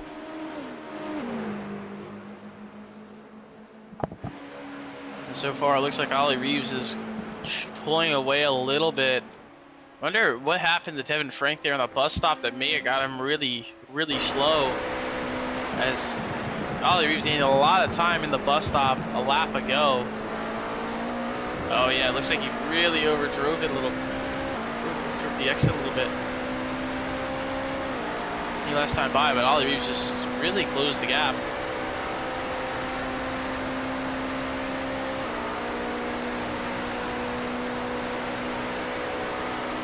All of you trying to pull away.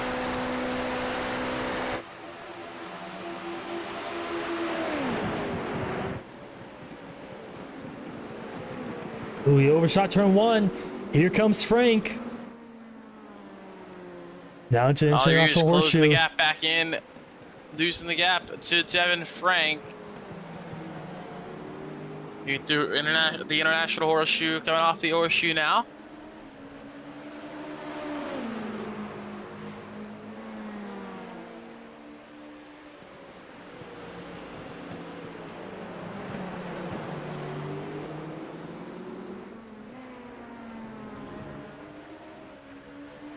Ollie Reeves in the race lead. It is Devin Frank right on his back bumper.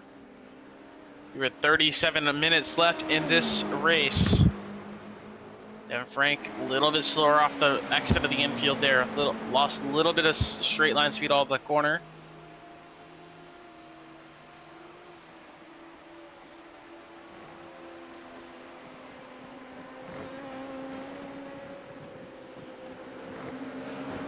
Ollie Reeves holding the lead. We'll see if Devin Frank maybe can close the gap back in a little bit.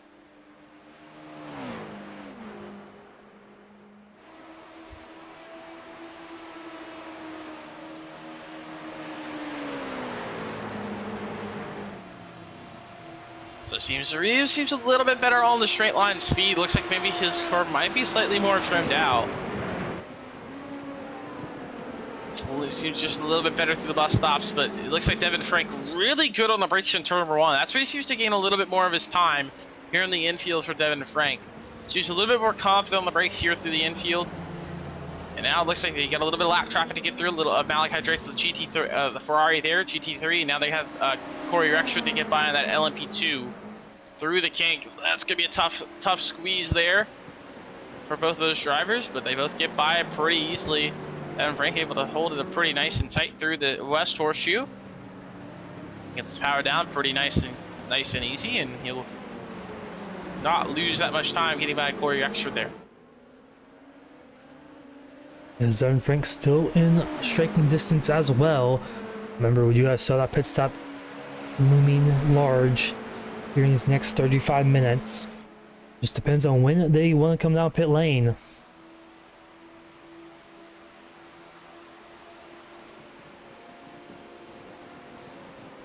Now we'll see, they might have to make one last final stop. I wonder maybe, because Devin Frank, he closed the gap. He lost a lot of time to Ollie Reeves. I wonder maybe if this could be some crazy strategic play.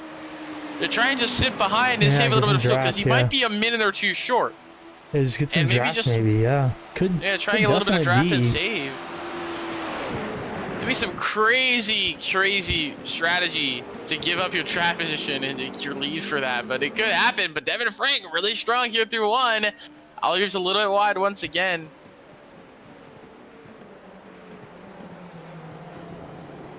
And it looks like Devin Frank just seems a little bit more confident on the brakes in turn 1, and especially the horseshoe, international horseshoe.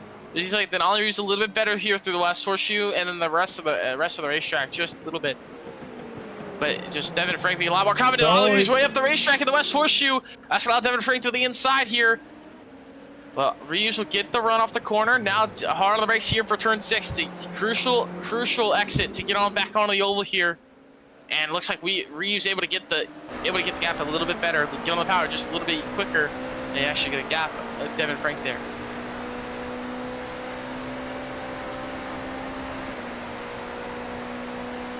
And he's trying to close that gap down now as we ride on board Devin Frank's nose in the GTP. Also, another thing, dirty air could also play a factor in how these cars are handling, especially under braking. Usually when you're behind a driver, yet the brakes don't work as well as they usually do. As there goes Ollie Reeves, he pulls a little bit in the bus stop there. Yeah, Ollie Reeves pulls a little bit in the bus stops. He seems a little bit more confident there, but we'll see if Devin Frank now, see how much he gains here in turn 1. He seems a lot better here in turn 1, a lot more confident on the brakes. He's gonna get hard on the brakes here in turn number 1. He starts to close that gap, inch that gap, closer and gets closer to the back bumper. Olivius didn't mess up the corner as much as he did the past couple of laps. So he's able to maintain his gap just a little bit better there.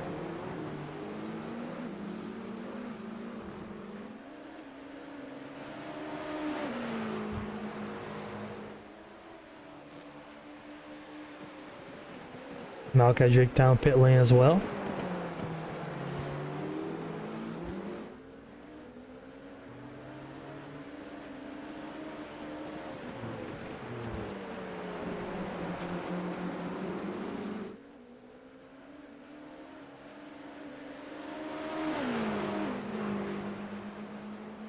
So for Regis Ziminov, he's been leading the GT3 field. He did make his pit stop last time by, so he's made his one pit stop of his race.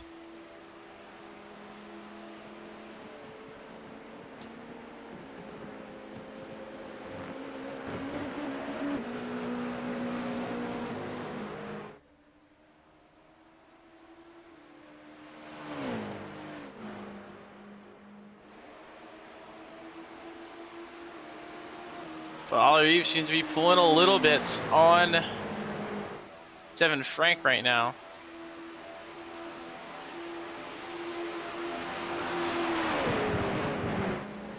Looks like Rodrigo Ziminov, though, has a multiple lap lead. It looks like all the other GT3s maybe striking out, pitting. So Rodrigo Ziminov, the last GT3, is still running.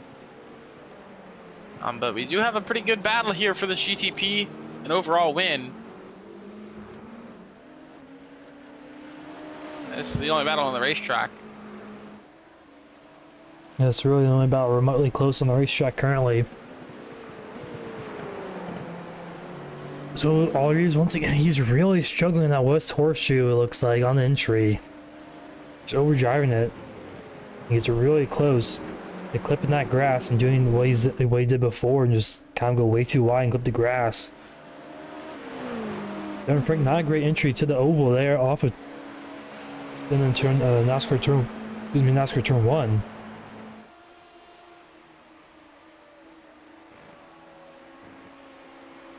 It seems like Ollie seems a little bit better on the straight line. I think he's got a little less wing in the car, and that's why he seems a lot better on the bus stop and on the oval. But Devin Frank, he's got more wing in the car, so he's a lot better. He can push the higher speed corners in the infield much better, like turn 1, the horseshoes, and he just really push in the infield, but just can't get the power down because there's so much downforce on the race car.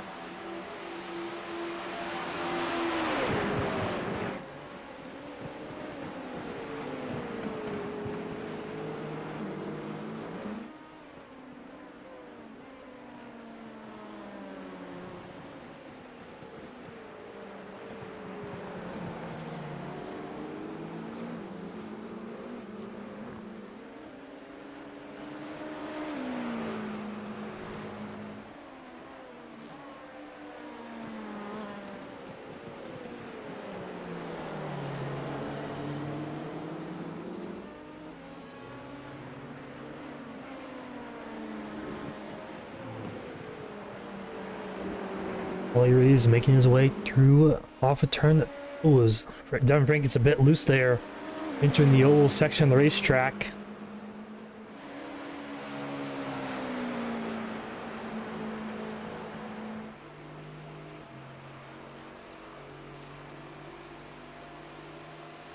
Devin Frank closing the gap a little bit. We'll see if he's a little bit better here through the last stop.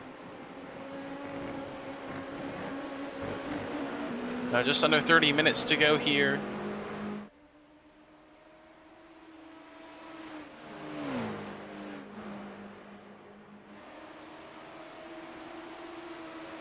Is he around Adrian Fernandez there? So that's the LMP2 machine. Adrian Fernandez has really extended his gap over Corey Rexford. As Rexford did pit the last time, a few laps ago, so I think Devin Frank way wide in turn 1. That's gonna lose a lot of time. And Ollie Reeves, almost a second there, evaporated down in turn 1. Yeah, really. Oh, and he's really loose off the International Horseshoe, and that's really going to cost him some time. And that's also going to cost Adrian Fernandez. But as you mentioned, clear extra pitted already for the second stop in the LMP2. So we'll see when Adrian Fernandez, when he will come down for that second time in pit. And how long will he be in pit road? And can Corey Extra maybe gain a little bit of time? But the thing is, he's going to have more fuel than Adrian Fernandez. So it's already be on the kind of the back foot already. Yeah, we'll see. I mean, I think the gap already was too massive anyway, so probably not going to be too big of a deal.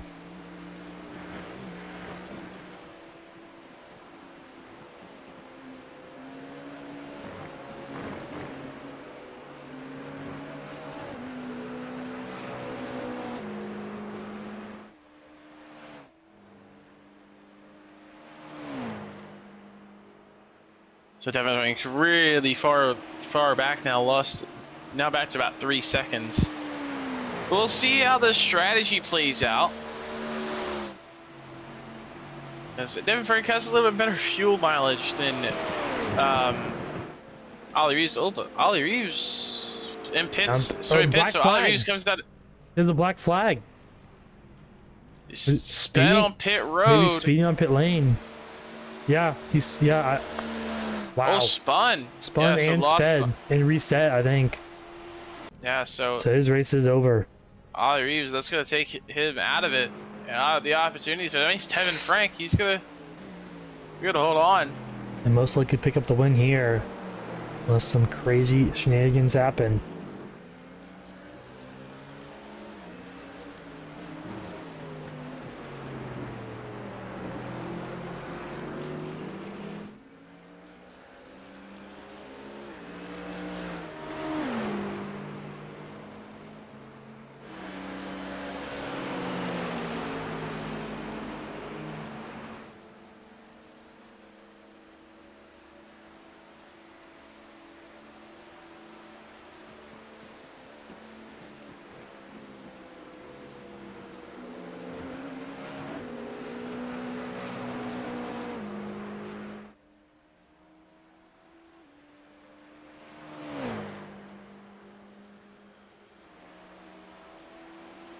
By now, Devin Frank leads the GTPs, and it's Adrian Fernandez leading the LMP2s. Corey Extra in second, but Corey Extra made his second pit stop already, but he is pretty far back to Adrian Fernandez. But we'll see how long Adrian Fernandez will be in pit road once he makes his final stop. He'll have to make his final stop here. Gee, it looks like he's going to be about, I think he'll have to make his final stop in the next 15 minutes. We'll see if Corey Extra can maybe close that gap a little bit, but it's gonna be tough. Ollie Reeves' black flag is third. We'll see if he comes back on the racetrack. Maybe have a very outside shot of taking Devin Frank's lead. You can maybe get second overall still if you really wanted to, as he's still in the pits.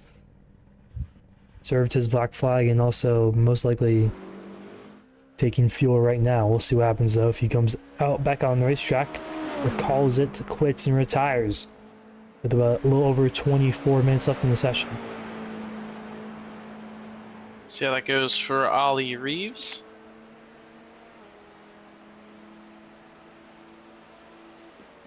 Or maybe he can still come out there, get a little bit more practice out there.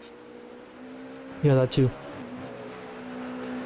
Especially here in the sunset now and into the nighttime here on the road course of Daytona, with about 24 minutes left to go, so about 0.4 hours left to go here, as if you ran the for the 2.4 hour race.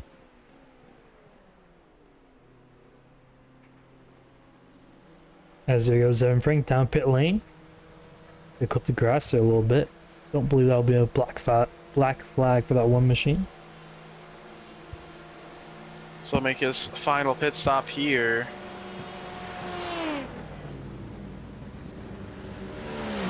Rovers dropped the stall just a little bit, but he'll make his final stop.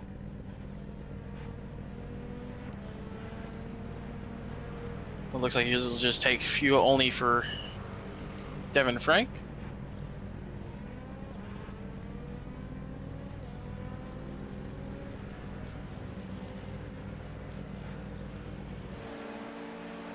And it looks like he's disconnected from the session, so he's just called it, and he knows all issues is not continuing. So we'll see if that happens. So Ted Frank is pulled in, so that means Adrian Fernandez looking like he's looking to be the overall winner. Now that he is still running out there on the racetrack.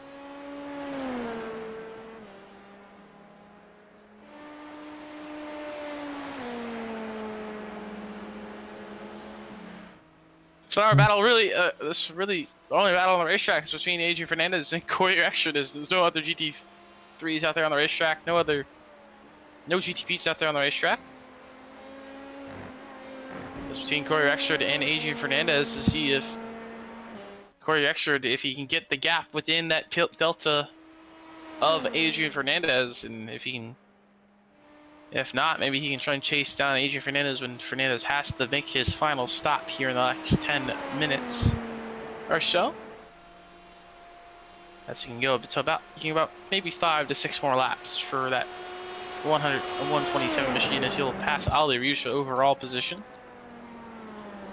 Yeah, Ali Reeves still has a chance to maybe even win the overall if he comes out of the pit lane here, but I don't believe he will.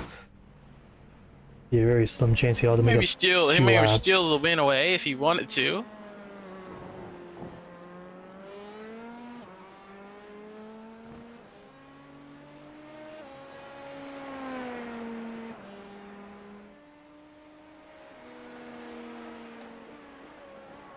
Adrian Fernandez just getting this practice in, just getting his flows, kind of in that flow state. He's been consistent all race long, and it's gonna a very crucial needed practice for Daytona, the special event coming up in a week.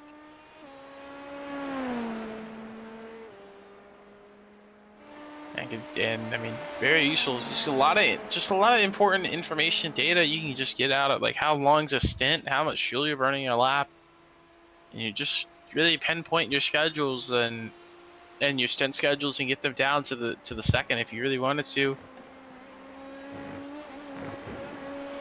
It's very crucial information you can find in these races.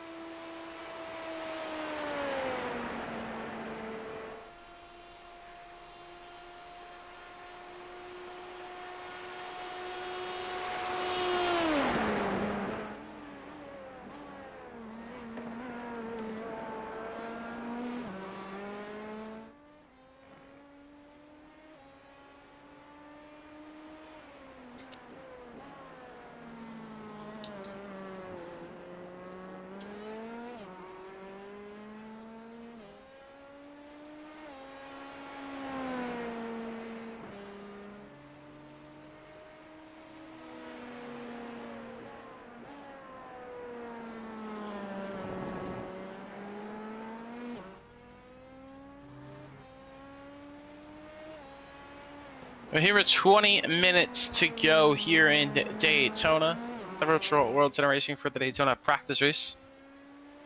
First special event.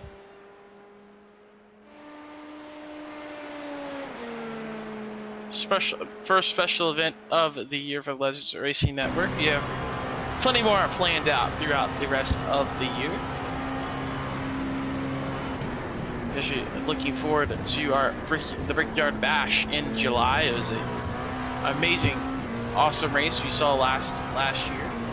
Yeah, probably one of the other races I've seen on iRacing, in my opinion, but just the uniqueness of it, just so different than anything. It takes some skill, but obviously a lot of drafting involved as well, but obviously a historic place like Indianapolis, that's also just a fun event.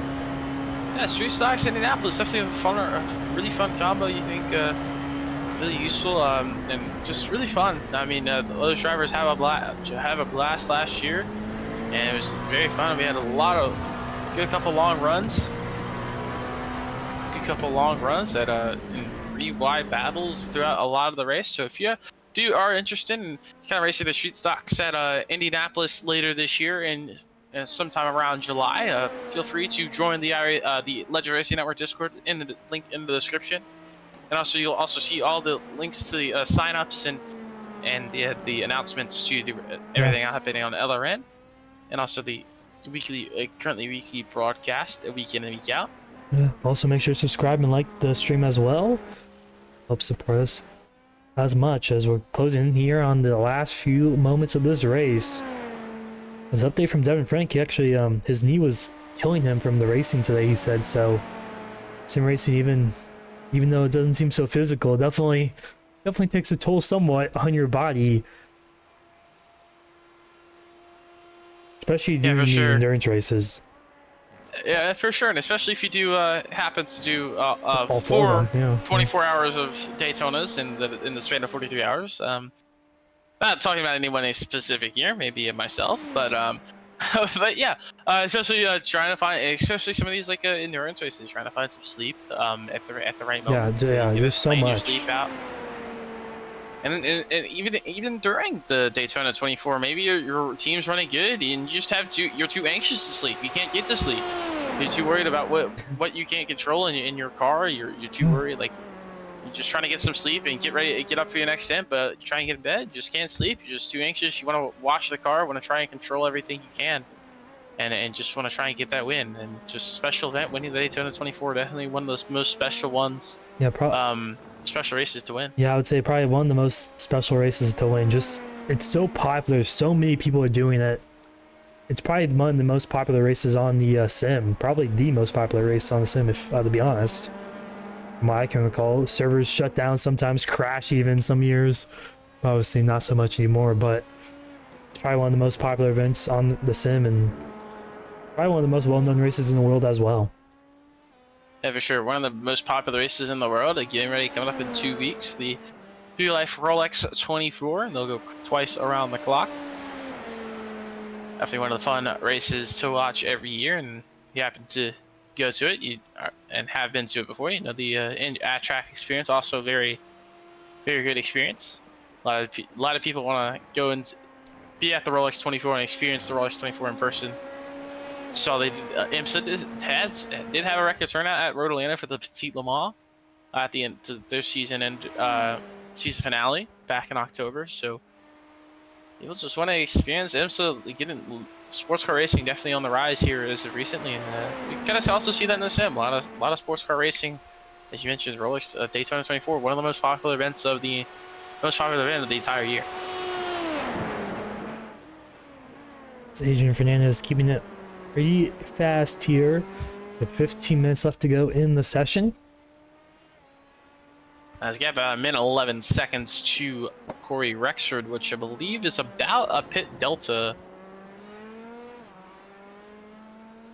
I believe you're in for pit road in a full stop, 4 tires and a full tank of fuel. It is about a 40-second stop for the LMP2s. You have to get down pit road. So I think Adrian Fernandez, he's outside that pit window, but he only should need a splash and dash to make it to the finish here. So he doesn't need to do anything crazy.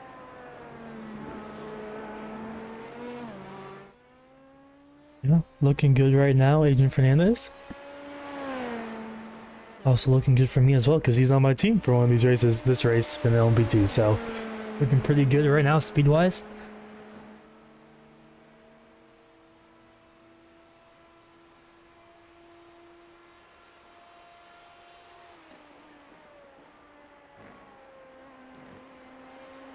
And also some of these drivers in this race that were today also on their own teams, also in a team themselves, as Devin Frank, Aldi Reeves, also teammates they will be next weekend. Yeah, to be Trey Patton, Kilo Hankins, Malachi Drake, I believe, on the same team as well.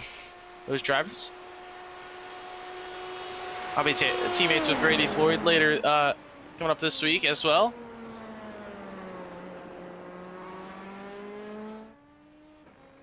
A lot of these drivers working together in the teams, but interesting note, Rodrigo Zimanov, he has parked it in the infield grass. So we'll see Adrian Fernandez go by here in a couple of seconds as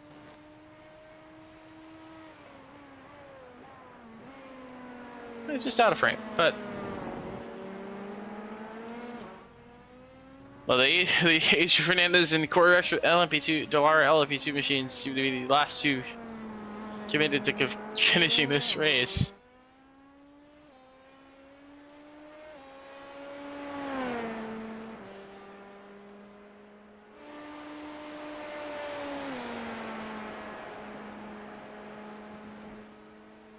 Adrian Fernandez now our overall and class leader.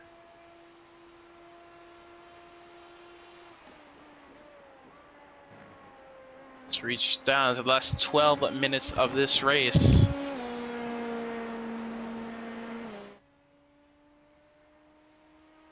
As I was mentioning earlier, a lot of first special event of the year here for the Legend Racing Network. The ones who join for the Legend Racing Network special events. We're gonna have big plans this year for later this year. Gonna have a couple dirt events, a couple over events, and also have a Brickyard Bash. Planning our Indy 500 later this year as well. Should be a fun one here as well. So some payouts for those ones. Not this race though, but Adrian Fernandez comes down pit lane. Makes the last pit stop of the night here with 12 minutes left to go in the session.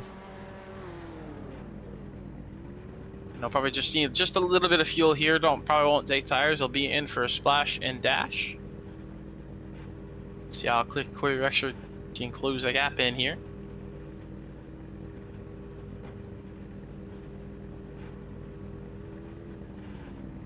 See how it goes, Fernandez. To get out a bit road, Corey Rexford just getting off of oval turn number 2, so he'll have a pretty big gap to still be able to hold on.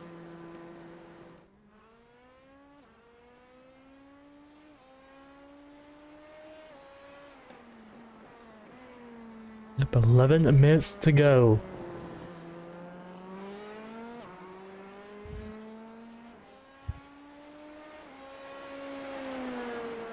Just 11 minutes left here. So we're closing down on the home stretch of this Daytona practice race. 90-minute shootout. We started with an hour and 30 minutes on the clock.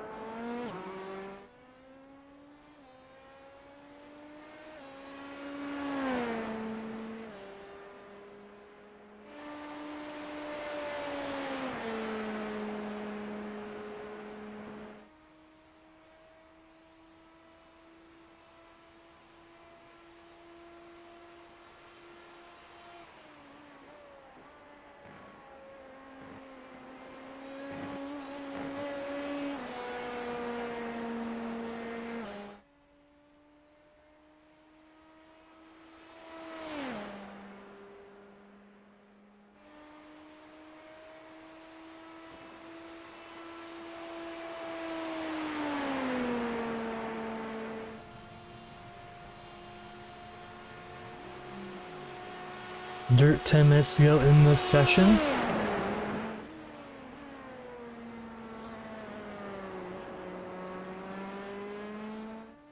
Ten minutes to go, so probably about 5 or so more laps. Just a little bit more, maybe 6.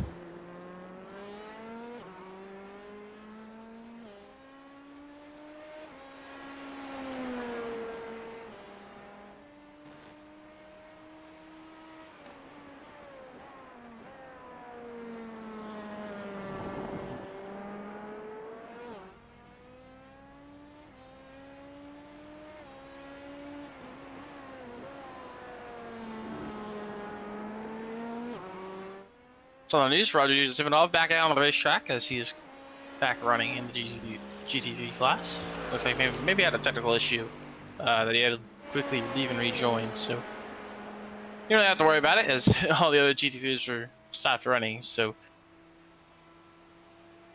Hydra coming back out to run and finish up the last 10 minutes of this race.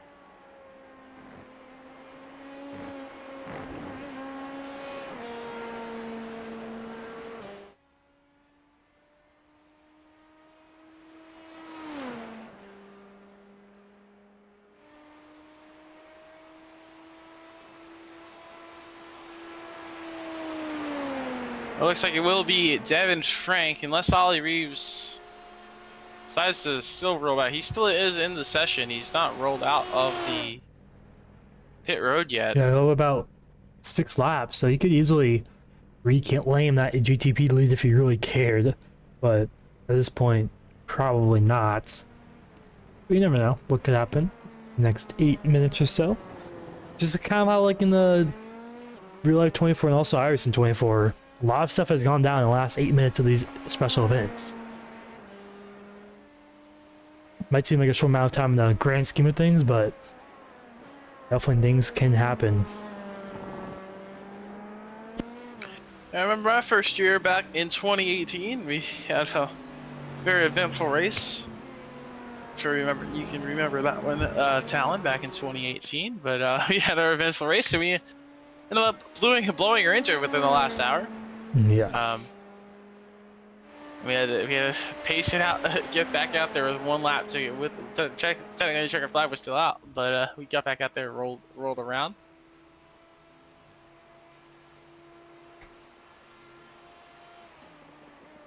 Back in 2018, we didn't have the cool day and night transitions like we Yeah, it was just day. have Pretty now. much, I believe. Or it might have just been nights. It was one set.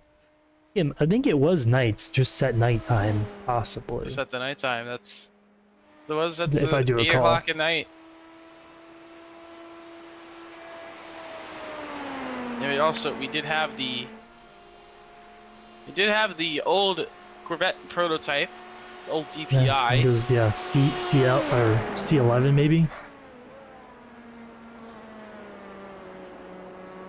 And Or initially back C7 in or about C7. 2021, we got the LMP2 car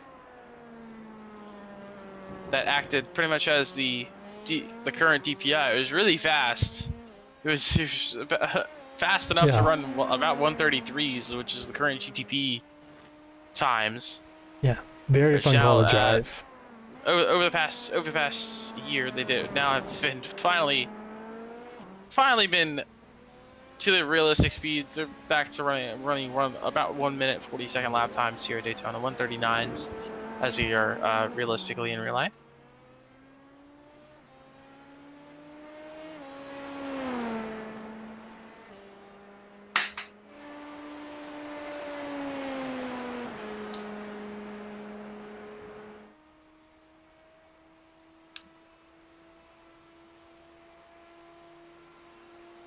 It's coming to the 5-minute mark in this one. About, according to there's about 4 laps to go, 4 or 5 laps to go in total. Obviously, we'll start to take a white flag once the clock hits around 0 or under a minute 30-ish. Let's see here, but like 5 minutes to go. The clock just ticks to 5 minutes to go here.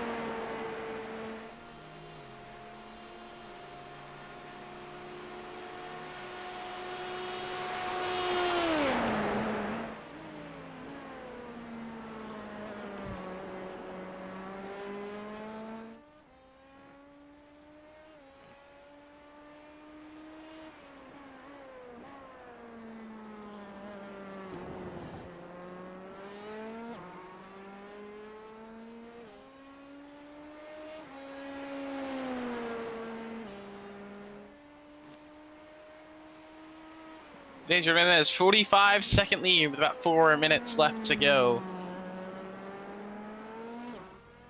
Corey Rexford just got by Rodrigo Zimanov. Zimanov, the last GT3 running out there on the racetrack.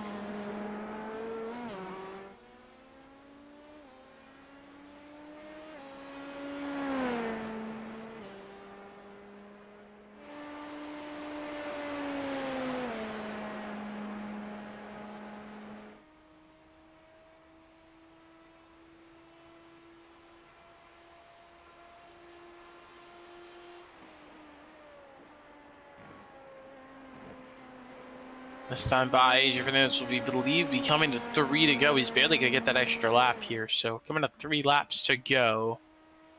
If he could actually cross the line with under 3 minutes and 20 seconds left, it will be 2 to go. So I believe he will get so it will be 2 laps to go here for Adrian Fernandez here in the Daytona 24 practice race. If you join us in these events later on in the year on our Indy 500s, Indy 500 Brickyard Bash, or oval dirt racing events or oval events, we'll have payouts throughout those. Hopefully you'll have some sponsors later. A lot of cool planned special events later in this year here for LRN. If you'd like to join us in those later this year, make sure to join the Legends Racing Network Discord in the description. Stay up to date with everything on Legends Racing Network. If you'd like to keep watching us week in and week out, make sure to like and subscribe and share us to your friends. And watching a week out. Currently our broadcast, Wednesday and Thursdays so far, as the Superstar Arca West and Quantum Contender Series on Wednesdays and Wednesdays the Superstar Arca, and Thursdays are the Quantum Contender Series. And coming up soon, in just a few weeks, we'll be back broadcasting top tier racing on Tuesday nights, as we did broadcast their inaugural season 1, about a year, just over a year ago now. About Year and a half ago.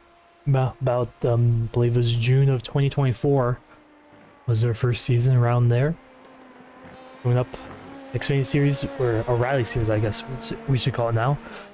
Cars, so should be a fun one there. Starts Daytona, February 17th. So kind of follows the real NASCAR schedule as well. So kind of easy to remember the schedule. So should be a fun one there. But looks like we'll see the white flag this time by. It'll be close. And we do not, I believe, see the white flag. I believe it might be two to go. We'll see. I don't think. May have been barely just got it. I believe we might be on the white flag here. Yeah, we'll see in a few moments. They did not. Iris did not give the white flag. Barney the flagman was not waving the flag when Adrian Fernandez went by there. So he will barely get there at the line. I mean, they barely have enough time. It was like 1 or 2 seconds of maybe. It's right at the right time. So a minute left to go. We're coming to the white flag this time for Adrian Fernandez to finish off the Daytona practice race.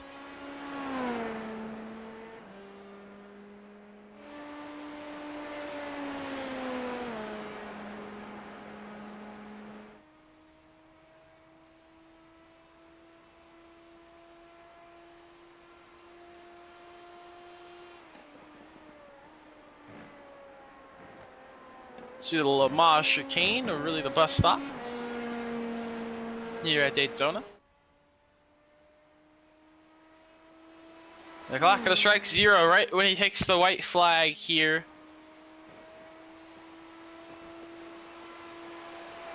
It's pretty much gonna be a buzzer beater right to the line.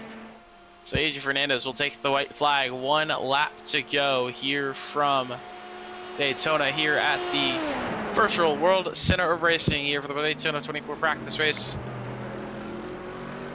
Lots of very good data able to be found for every driver here tonight.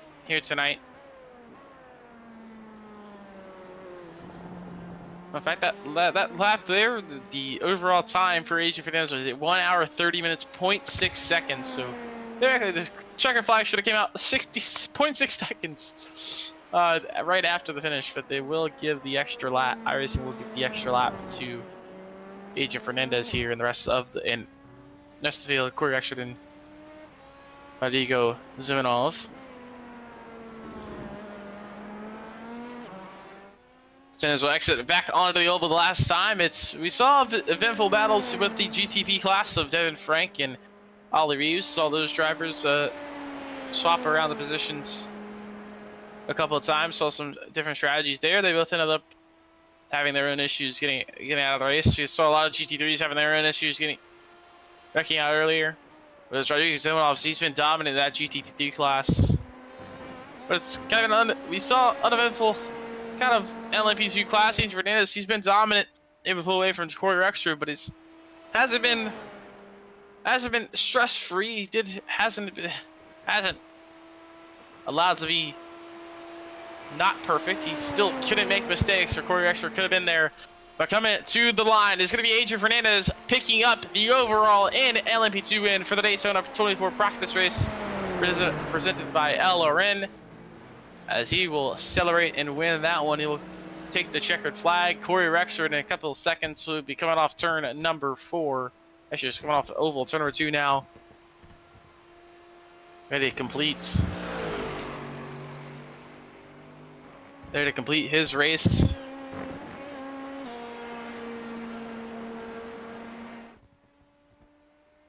So Corey Rexford will pick up P2 overall and P2 in the LMP2.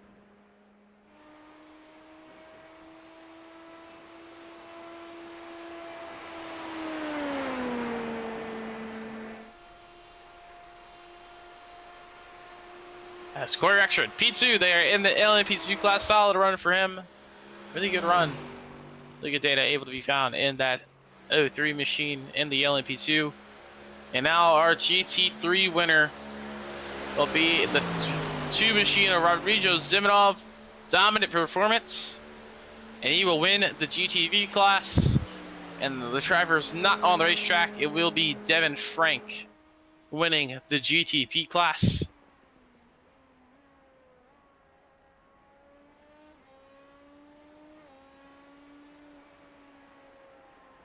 Adrian Fernandez able to celebrate here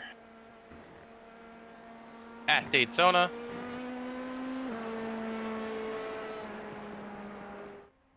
Also, going to be our overall winner. We'll see if he turns the traction control off and does a little burnout for us here, but I'm just do a little cool down lap, pace it back to pit road.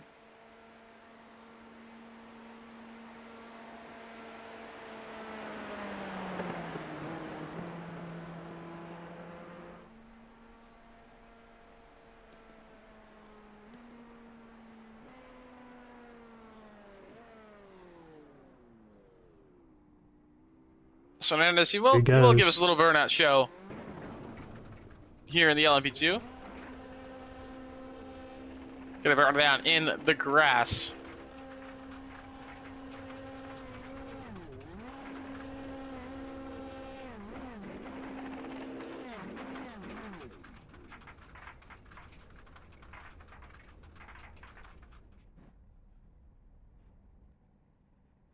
So he'll reset and get ready and kind of collect his data from today's race and his setup data, and also kind of see how long stints will be. So everyone now reset it off the track. Let's take a look at our results here for the Daytona 24-hour practice race. Actually got some word from Adrian Fernandez. He was out of gas there, so he ran out of gas to do a burnout. Yeah.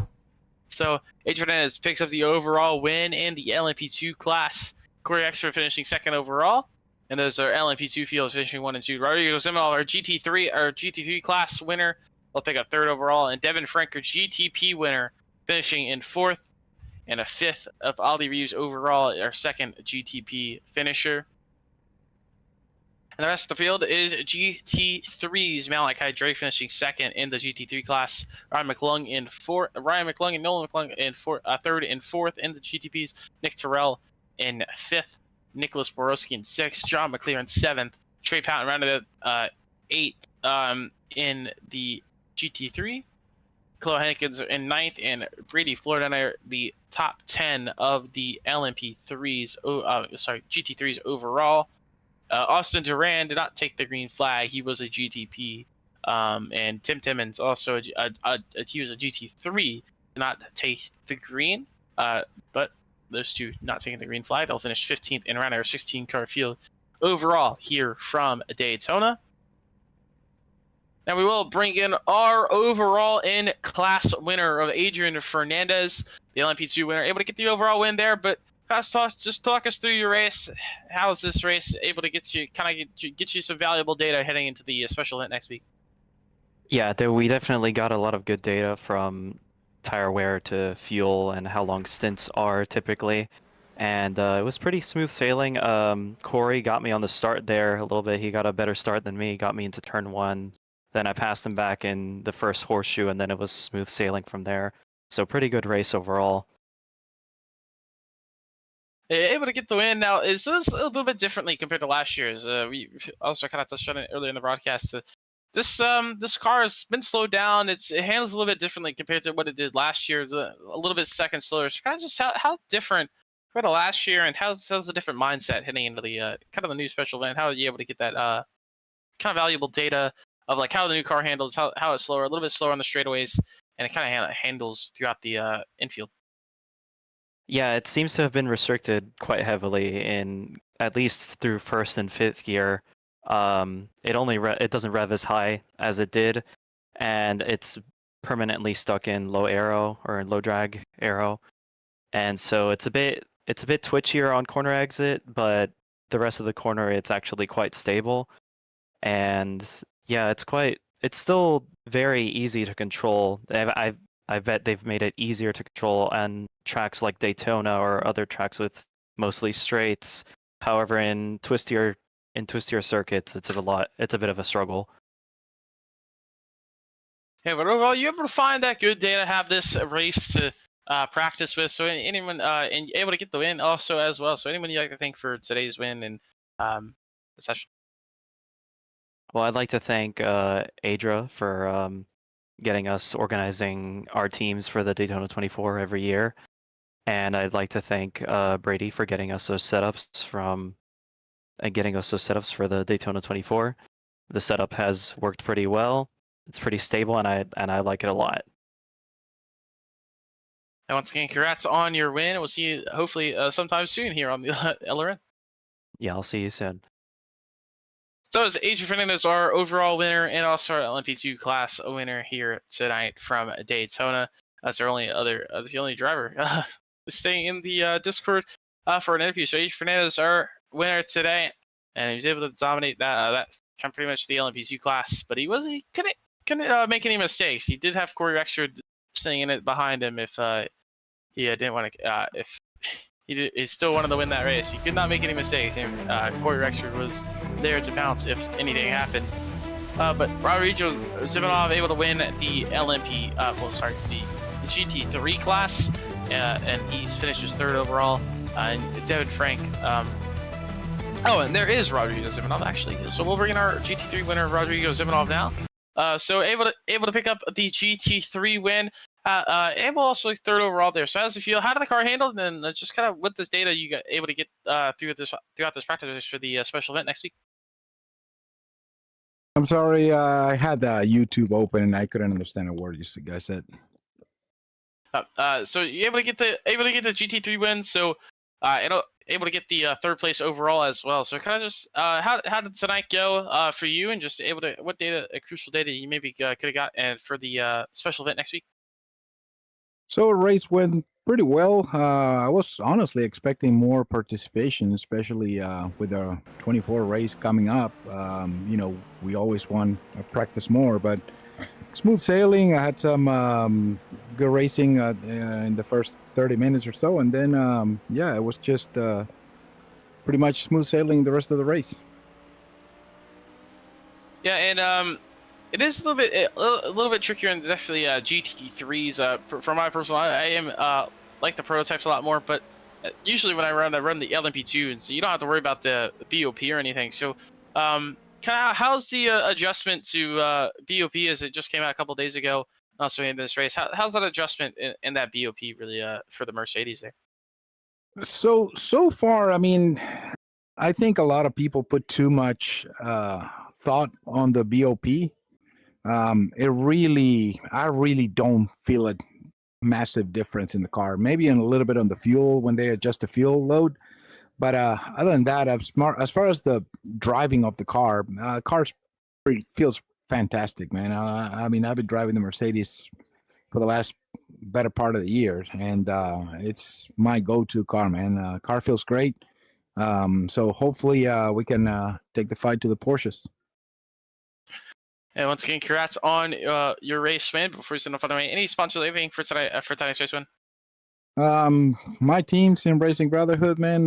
They're the ones that got me started on all this endurance races, and big shout out to those guys.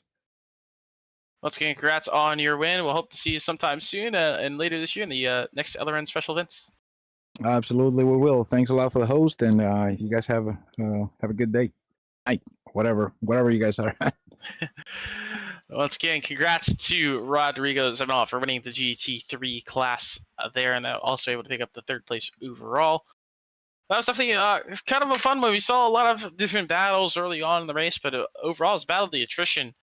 Just you could survive and survive the night. A lot of people testing out different setups tonight, and just kind of getting a feel for their setups and getting the data throughout the race. And it's very happy everyone who showed up. Very grateful to everyone who showed up, and hopefully next year we'll have a little bit more, and hopefully coming up next on Legend Racing Network. So and throughout the special events this year, we have a lot planned. So definitely a fun one, a fun 2026 here. Yeah, it should be fun. I mean, obviously, only 11 days into 2026, but a lot of good plans coming up here in the moments, and also good league races as well, weekly pretty much, and we'll be adding another one here soon as well. So a lot coming up here in the next probably 2-3 months here in the Legend Racing Network. So, and also just in iRacing in general should be a fun race next weekend. And I think it's probably everyone's favorite endurance race, in my opinion. Just probably one of the quote unquote easier racetracks, I guess. It's still not easy, but probably the most driver friendly racetrack that you gotta drive for a 24-hour race. It's probably here at Daytona. Just the spectacle, and just it looks great, and it's a great event as well. So it should be a fun one next week. Yeah, there definitely will be a fun one. If any viewers of you tuning in tonight, watching, I wish you guys luck.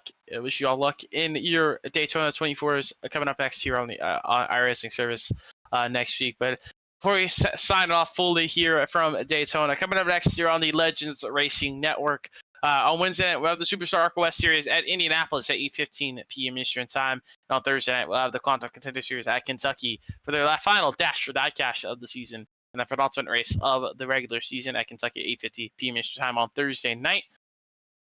And also coming up in a couple of weeks on February 17th, we'll have Top Tier Racing for their Trish's Learning Center O'Reilly Series on February 17th to open up their season at Daytona on Tuesday, February 17th. So definitely a fun one tonight here from the Virtual World Center Racing. Got a lot of interesting data, setup data. Ready to look at that, and getting ready to look forward to the iRacing special event next weekend here on the service. It was definitely a fun one tonight here from Virtual World Center Racing. I'm Aaron Brown, joined alongside my co-commentator and producer tonight of Talon Drake. Well, thank you all for tuning in here tonight on the Legend Racing Network, and we'll wrap it up here from the first LRN special event of the year. So long for the Virtual World Center Racing. We'll see you next time here on the Legends Racing Network.